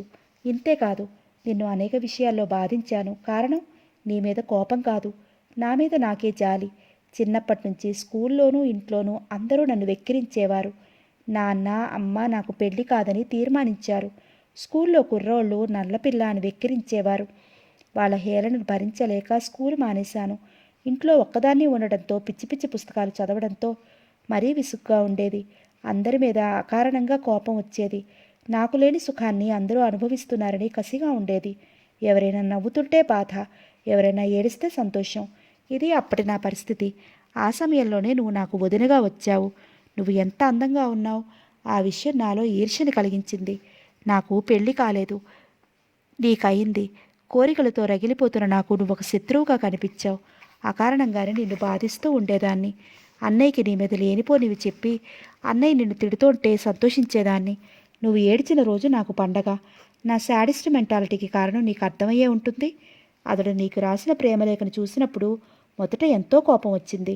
అన్నయ్యకి చూపించాలనుకున్నాను, కానీ ఎందుకో ఆ పని చెయ్యలేకపోయాను. ఆ ఉత్తరాన్ని ఆత్రంగా చదువుకుంటున్న నిన్ను చూడగానే ఎందుకో జాలి వేసింది. ఆ తర్వాత అతన్ని కలుసుకోవడం, నన్ను పెళ్లి చేసుకోవడానికి ఒప్పుకోవడం అంతా కల్లోలాగా జరిగిపోయింది. వదినా, ఇప్పుడు నీకెంతో రుణపడి ఉన్నాను.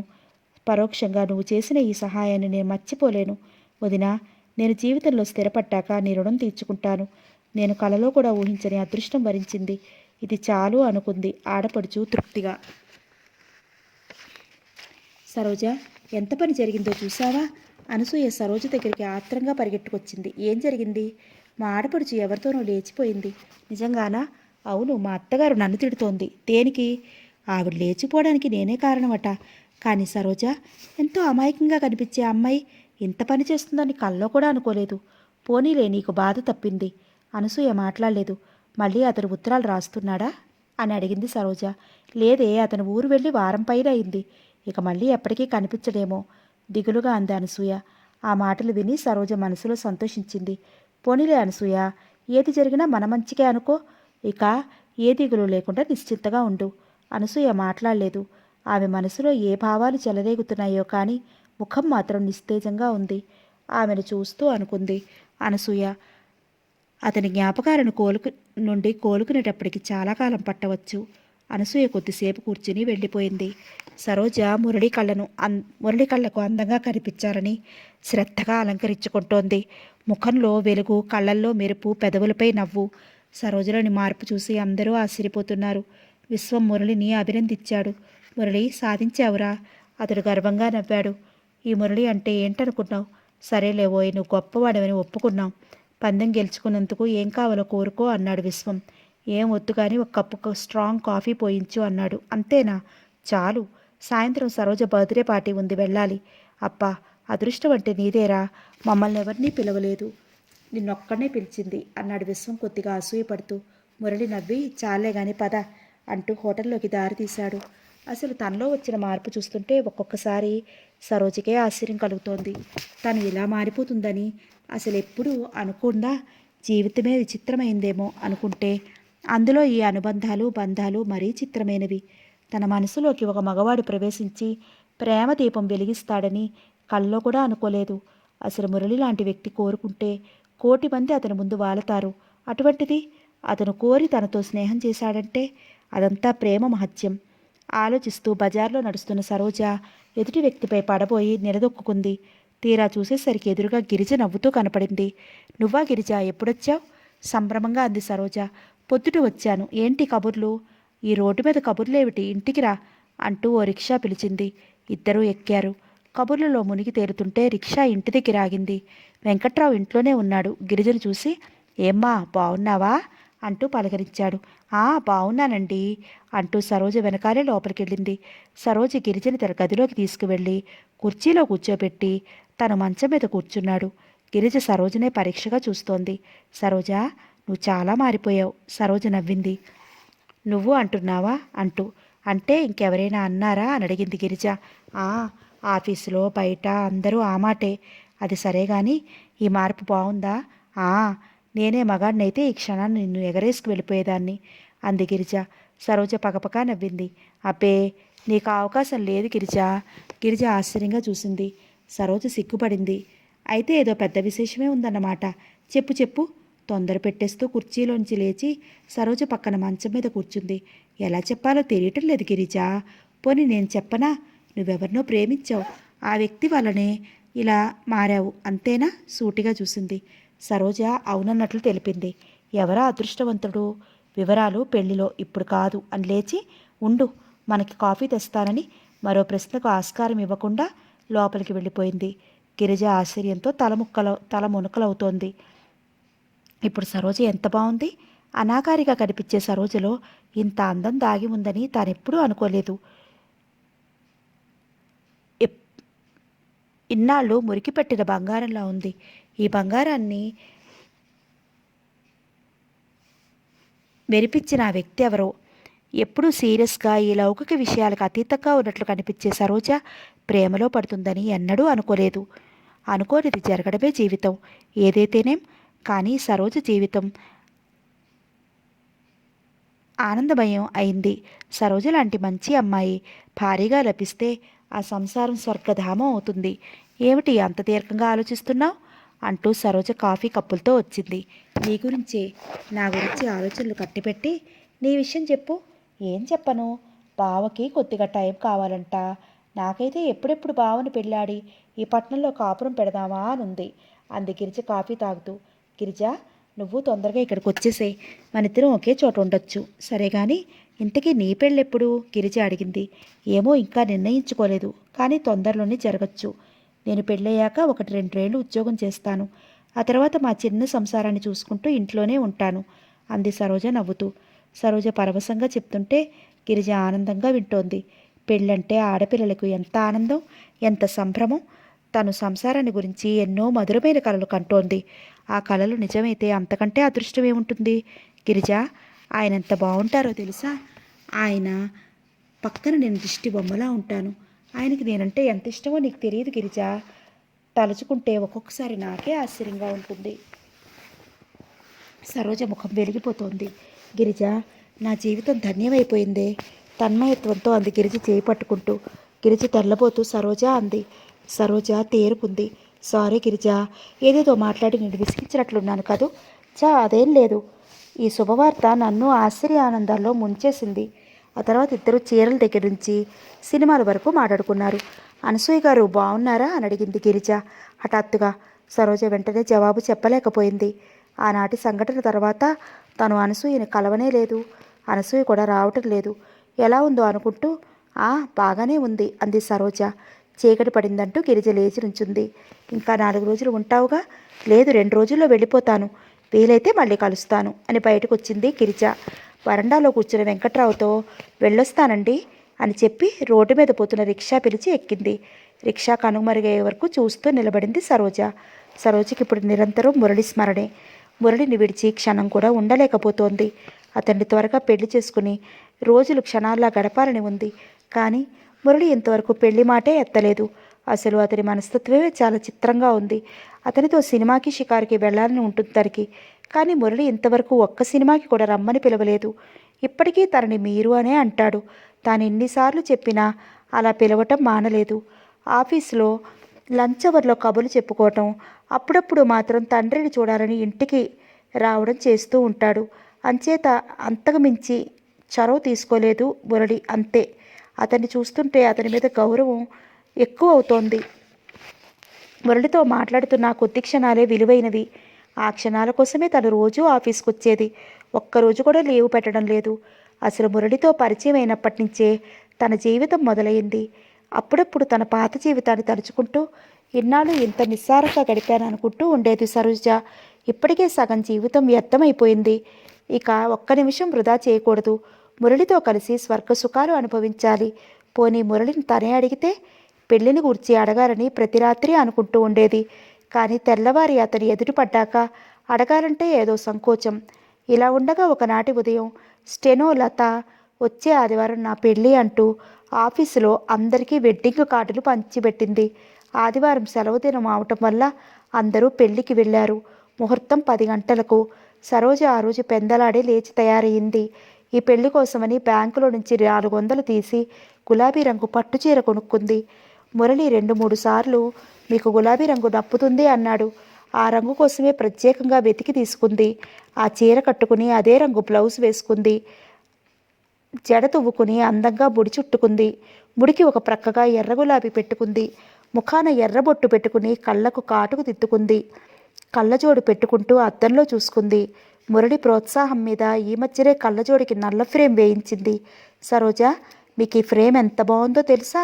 మురళి నోటి నుంచి ఆ మాట విని సరోజ చాలా ఆనందపడింది.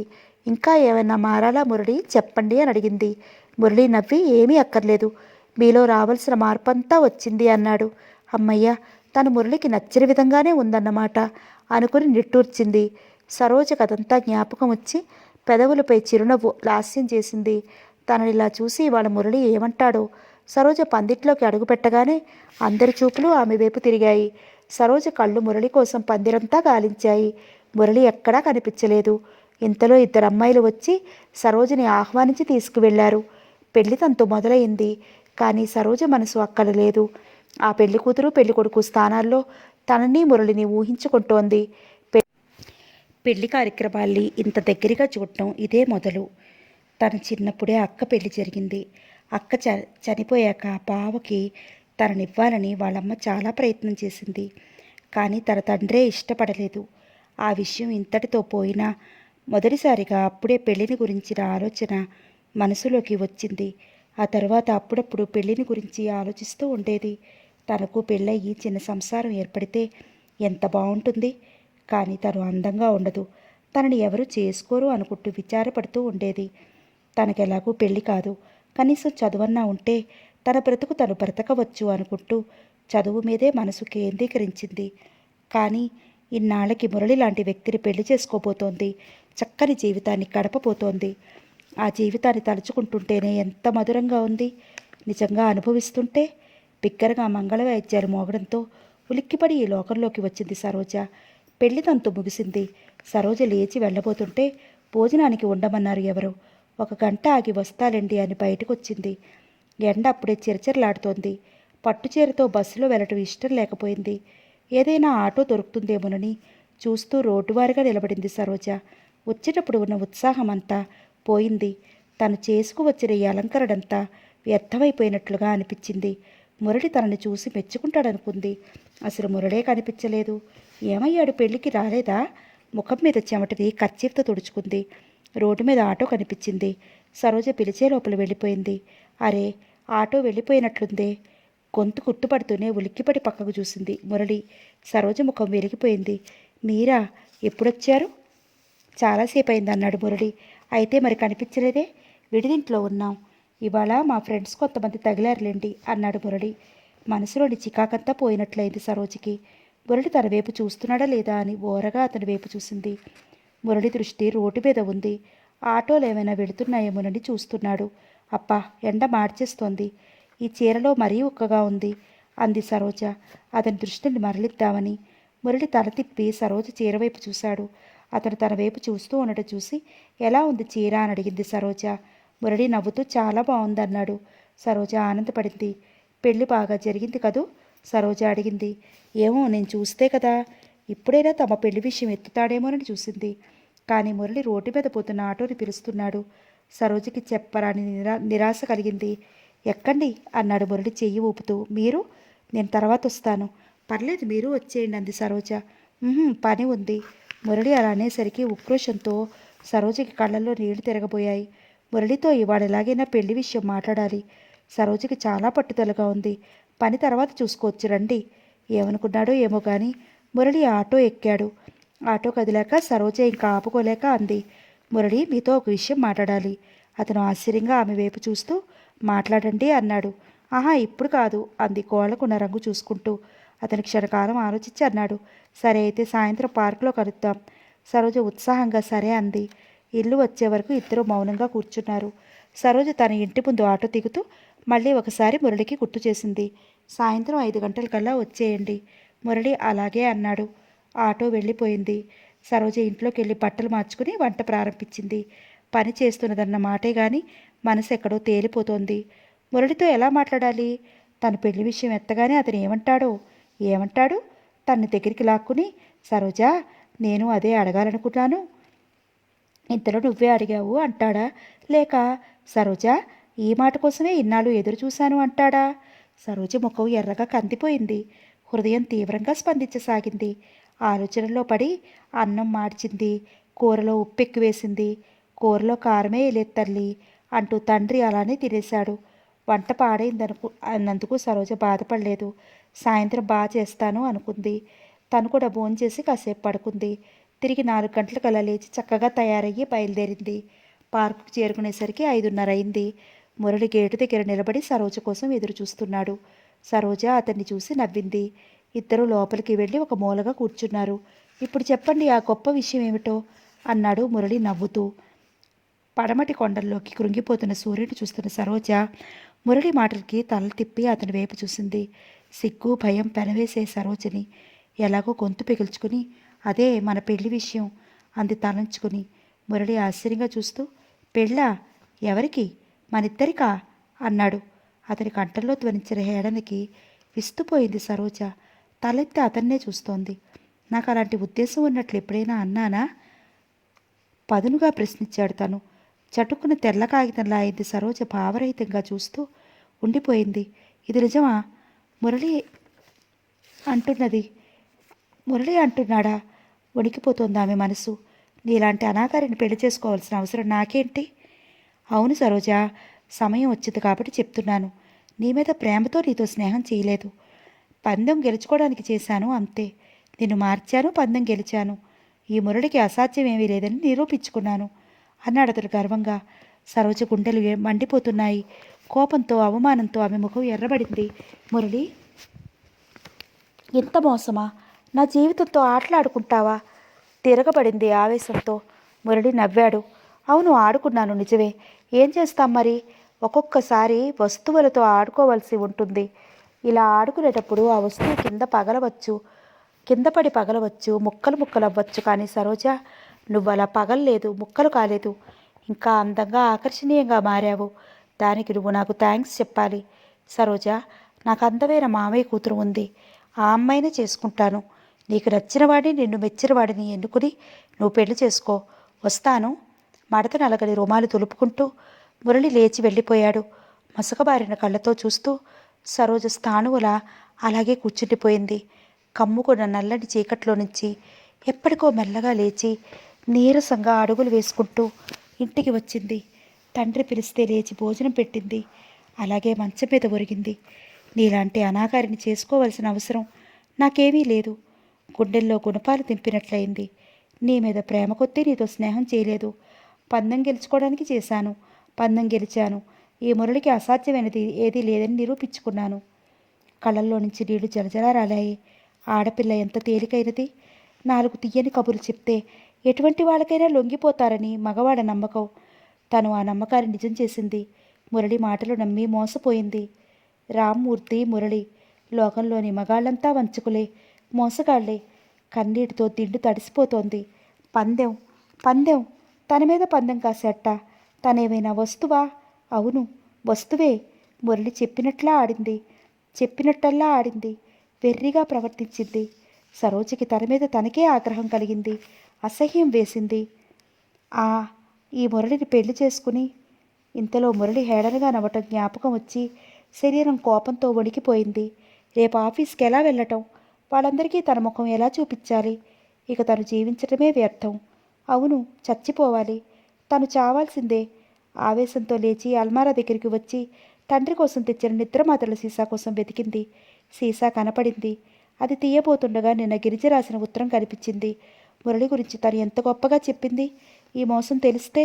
అవును, గిరిజకి తెలియచెప్పాలి.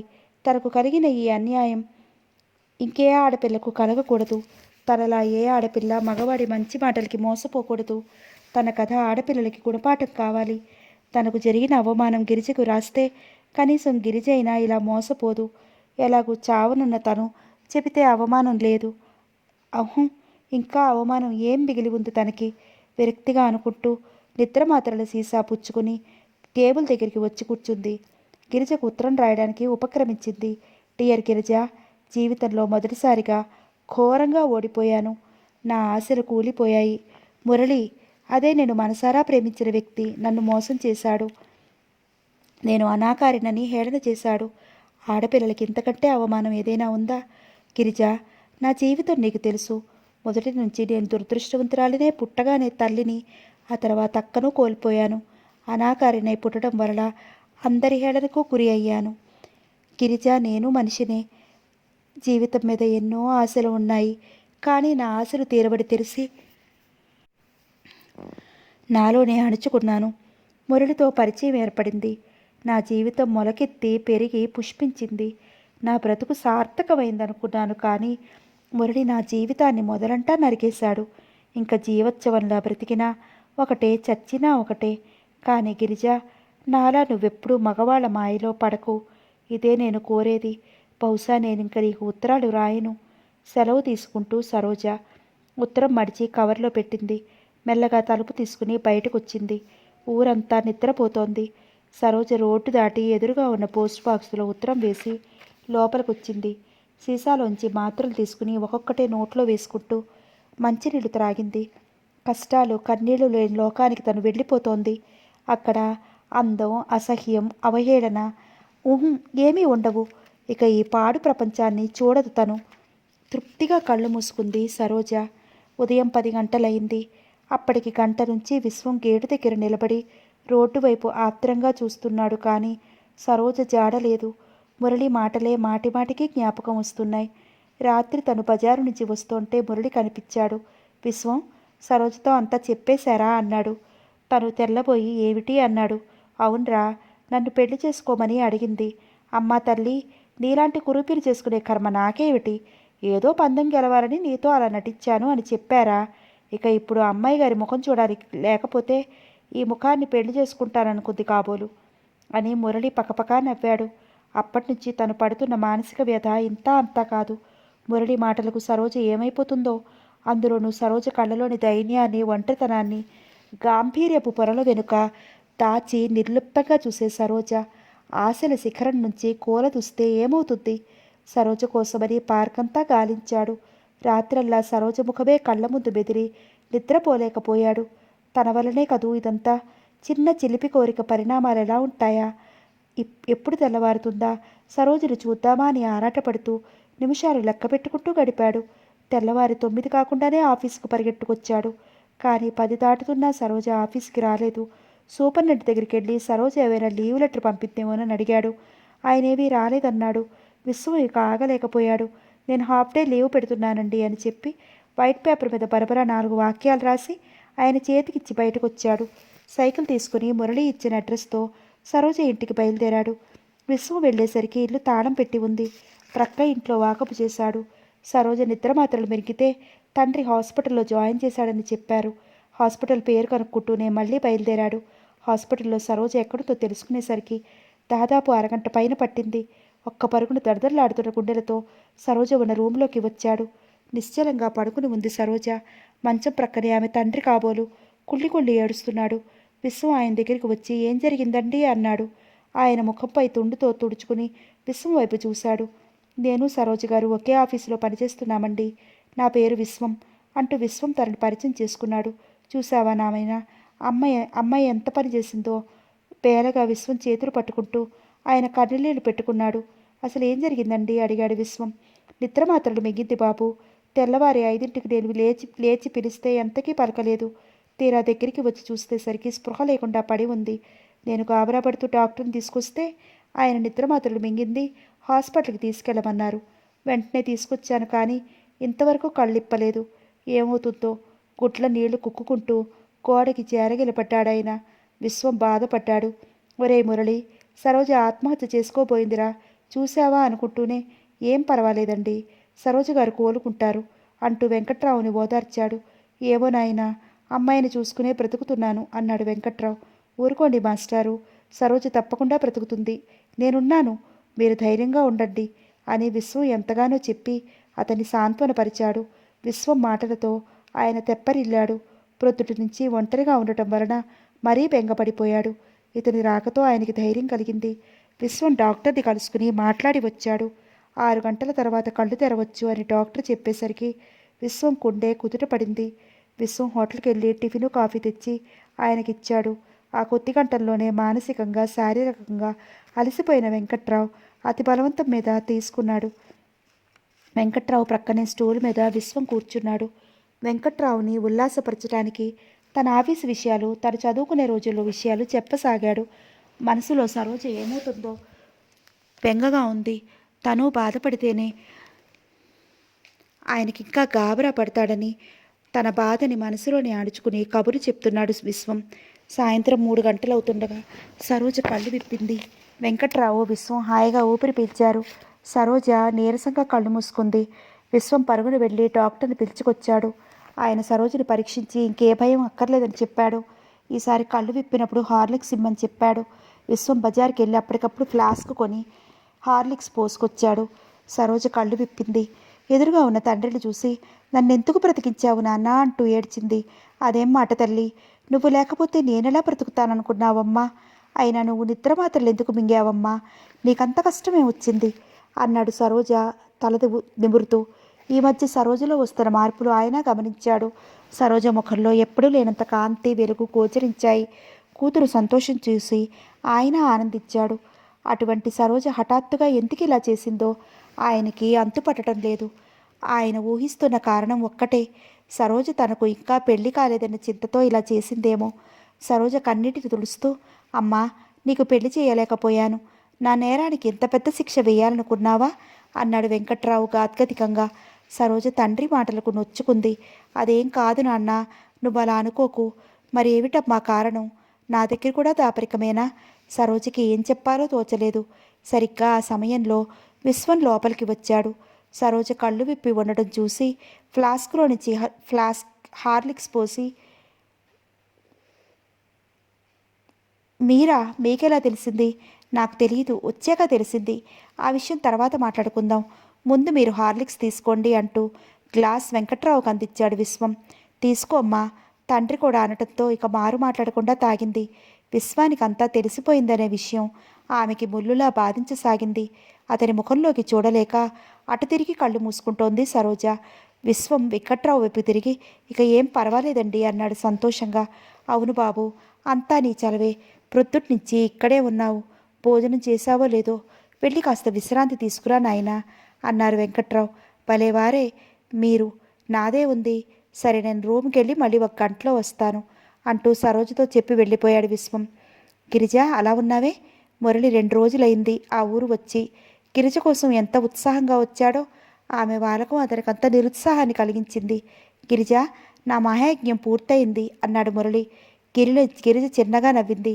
ఏమిటా యజ్ఞం బావా? ఇప్పటికైనా చెప్తావా అని అడిగింది. ఓఎస్.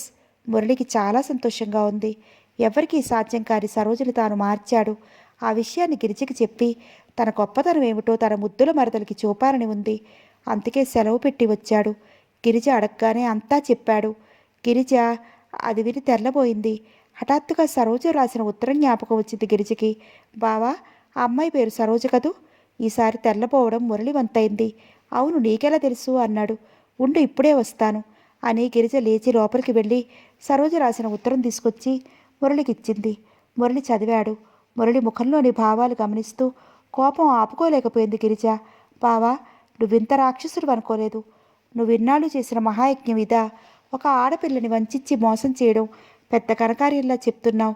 నీకెవరిచ్చారా హక్కు? సరోజ నీ మీద ఎన్ని ఆశలు పెట్టుకుంది. సరోజ లాంటి మంచి అమ్మాయికి ద్రోహం చేయకు బావా, అది క్షేమం కాదు నీకు. మురళి తలెత్తి చూశాడు. గిరిజ కళ్ళు విస్ఫులింగాలు వెదజల్లుతున్నాయి. గిరిజ, అసలు సరోజ నీకెలా తెలుసు? సరోజ గురించి ఇలా మాట్లాడుతోందంటే వీళ్ళిద్దరి మధ్య గొప్ప స్నేహమే ఉండి ఉంటుందనుకున్నారు. ఊరికే తెలియటమే కాదు, సరోజ నా ప్రాణ స్నేహితురాలు. మేము వారానికి 1 ఉత్తరమైనా రాసుకుంటాం. నేను ఆ ఊరు వచ్చినప్పుడల్లా సరోజని కలుస్తాను. మొన్న కలిసినప్పుడు కూడా తన్ని కలిశాను. మొన్న వచ్చినప్పుడు కూడా తన్ని కలిశాను.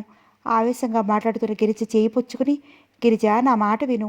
విశ్వంతో పందెం కాయడం వల్ల అలా ప్రవర్తించాల్సి వచ్చింది. ఇందులో నా తప్పేం లేదంటూ నచ్చ చెప్పబోయాడు. గిరిజ అతని చేతిని వదిలేచ్చేసింది. ఎందుకు లేదు బావా, అతనెవరో చెప్తే మాత్రం నువ్వెందుకు ఒప్పుకున్నావు? ఆమె నీ పట్ల ఆకర్షితురాలవుతోంది, నిన్ను ప్రేమిస్తోంది అని గ్రహించినప్పుడు కూడా అసలు విషయం ఎందుకు చెప్పలేదు బావా?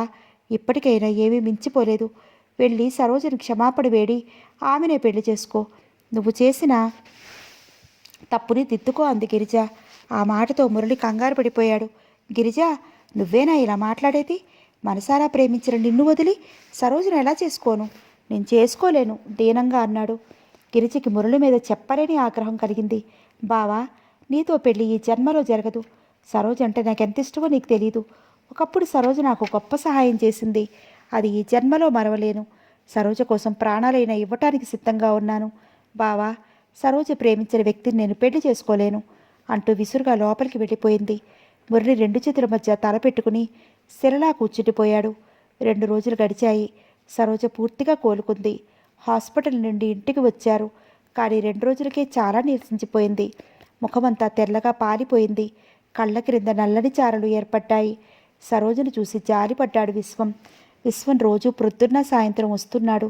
1 గంటో అరగంటో కూర్చుని సరోజతో మాట్లాడి వెళుతున్నాడు.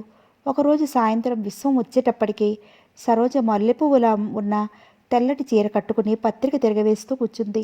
ఆ రోజు మధ్యాహ్నం వెంకట్రావు ఒక వార్త అందించాడు. రామ్మూర్తి త్రాగిన మైకంలో లారీ క్రింద పడి మరణించాడట. ఈ సంఘటన జరిగి చాలా రోజులైంది. అప్పుడు సరోజ హాస్పిటల్లో ఉంది. ఆ విషయం వినగానే సరోజకి బాధ కన్నా ఆనందమే ఎక్కువ కలిగింది. అమ్మయ్య, పంజరంలోని పక్షికి స్వేచ్ఛ లభించింది అనుకుంది. అనసూయని వెంటనే చూడాలనిపించింది. కానీ అనసూయ పుట్టింట్లో ఉందని తండ్రి చెప్పేసరికి ఇక విరమించుకుంది. ఏమిటి, పుస్తకం చేతిలో పెట్టుకుని దీర్ఘంగా ఆలోచిస్తున్నారు అంటూ వచ్చాడు విశ్వం. అతని మాటలకు తలెత్తి అబ్బే ఏం లేదు రండి అని ఆహ్వానించింది. విశ్వం వచ్చి ప్రక్కనే ఉన్న కుర్చీ జరుపుకుని కూర్చున్నాడు. సరోజకి విశ్వాన్ని చూస్తుంటే చాలా ఆశ్చర్యంగా ఉంది. తను ఇన్నాళ్ల నుంచి ఉద్యోగం చేస్తోంది. కానీ విశ్వం తనతో ఒక్కరోజు కూడా మాట్లాడలేదు. అటువంటిది ఇప్పుడు ఇంత అభిమానం చూపుతున్నాడంటే చాలా ఆశ్చర్యంగా ఉంది. ఏమిటి, మళ్ళీ ఆలోచనలో పడ్డారు అన్నాడు విశ్వం. సరోజ మాట్లాడలేదు. మురళితో జరిగిన అనుభవం తర్వాత మగవాళ్ళంటేనే అసహ్యంగా ఉంది. ఎవరితోనూ మాట్లాడాలనిపించడం లేదు. ఎలా ఉంది మీ ఒంట్లో? విశ్వం అడిగాడు. బాగానే ఉంది అంత పొడిగా. సరోజ సరిగ్గా మాట్లాడకపోవడంతో విశ్వం ఏమనుకోవడం లేదు. మురళి వలన సరోజ పొందిన అవమానం తలుచుకుంటుంటే సానుభూతి కలుగుతోంది. సరోజని తిరిగి మామూలు మనిషిని చేయాలని ప్రయత్నిస్తున్నాడు. సరోజ గారు, ఒక విషయం చెప్పనా? సరోజ మాట్లాడలేదు. మౌనమే అంగీకారంగా తీసుకున్నాడు. సరోజ గారు, మీరంటే నాకెంతో అభిమానం. మొదటి రోజు మీరు ఆఫీసులోకి అడుగుపెట్టిన రోజే నన్ను ఆకర్షించారు. మీతో పరిచయం చేసుకోవాలని ఎంతో ప్రయత్నించాను. కానీ మీరు చాలా ముక్తసరిగా ఉండేవాళ్ళు. కనీసం తలెత్తి కూడా చూసేవారు కాదు. మీరు ఒక్కసారి నవ్వారు. అప్పుడు మీరెంతో అందంగా కనిపించారు. మీరెప్పుడూ నవ్వుతూ ఉంటే ఎంత బాగుండును అనుకున్నాను. మీరు చక్కగా డ్రెస్ చేసుకుంటే అందంగా ఉంటారు. కానీ ఎలా మీకు చెప్పటం? ఇలా నేను మదనపడుతూ ఉన్న సమయంలో మురళి వచ్చాడు. అతనికి నాకంటే ఎక్కువ చొరవ, ధైర్యం ఉన్నాయి. అతనికి ఆడపిల్లల్ని ఎలా ఆకర్షించాలో తెలుసు. మట్టిలో మాణిక్యంలా ఉన్న మీరు అతని వలన మారవచ్చు అనుకుని అతనిని రెచ్చగొట్టి అతని చేత పందెం వేయించాను. నా ప్రయత్నం ఫలించింది. మీలో మార్పు వచ్చింది. నేను చాలా ఆనందపడ్డాను. కానీ చివరికి నేను అనుకోని విధంగా విషాదాంతమైంది. దీనికంతా కారణం నేనేనండి, విశ్వం బాధగా అన్నాడు. సరోజ ఆశ్చర్యంగా వింటోంది. కేవలం మీ మీద అభిమానంతో ఇలా చేశాను. నన్ను క్షమించండి సరోజ. విశ్వం కళ్ళలో నీళ్లు తిరిగాయి. సరోజ చెలించిపోయింది. విశ్వం గారు. విశ్వం చొరవగా సరోజ చేయి పట్టుకున్నాడు. సరోజ గారు, నా మీద కోపం తెచ్చుకోకండి. నా ప్రేమను అర్థం చేసుకోండి. మనకిష్టమైన రీతిలో అందంగా, ఆకర్షణీయంగా, అందం కంటే అన్ని విధాలా ఎంతో ఉన్నతంగా కనిపించాలనుకుంటాం. అది తప్పైతే మీరు ఎటువంటి శిక్షణ వేసినా భరించడానికి సిద్ధంగా ఉన్నాను అన్నాడు. సరోజకి ఏమనాలో తోచలేదు. అతని ప్రేమకి, మాటల్లోని ఆర్ద్రతకి ఆమె మనసు క్షణకాలం స్పందించింది.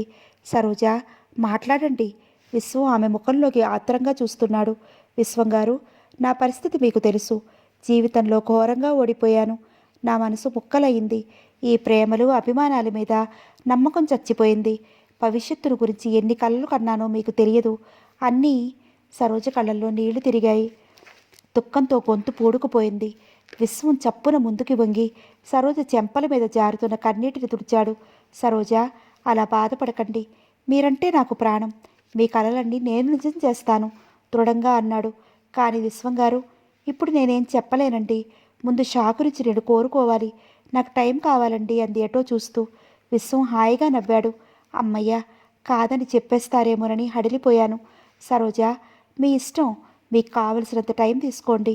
నేను ఎంతకాలమైనా మీకోసం వేచి ఉంటాను. కానీ నన్ను మాత్రం నిరాశపరచకండి, అదే నేను కోరేది అని సరోజ చేతిని మృదువుగా వదిలేశాడు. విశ్వం మనసులో భవిష్యత్తును గురించి ఎన్నో కలలు, కోరికలు, తాను సరోజ గడపబోయే జీవితాన్ని గురించిన మధురమైన ఆలోచనలు మరొక్కసారి ఉవ్వెత్తురు లేచాయి. అతని ముఖంలోని వెలుగునే గమనిస్తూ కళ్ళు మూసుకుంది సరోజ. బహుశా అతని ఆశల్ని సఫలం చేసే శక్తి తనకు ఇవ్వమని భగవంతుని ప్రార్థిస్తోందేమో. సమాప్తం.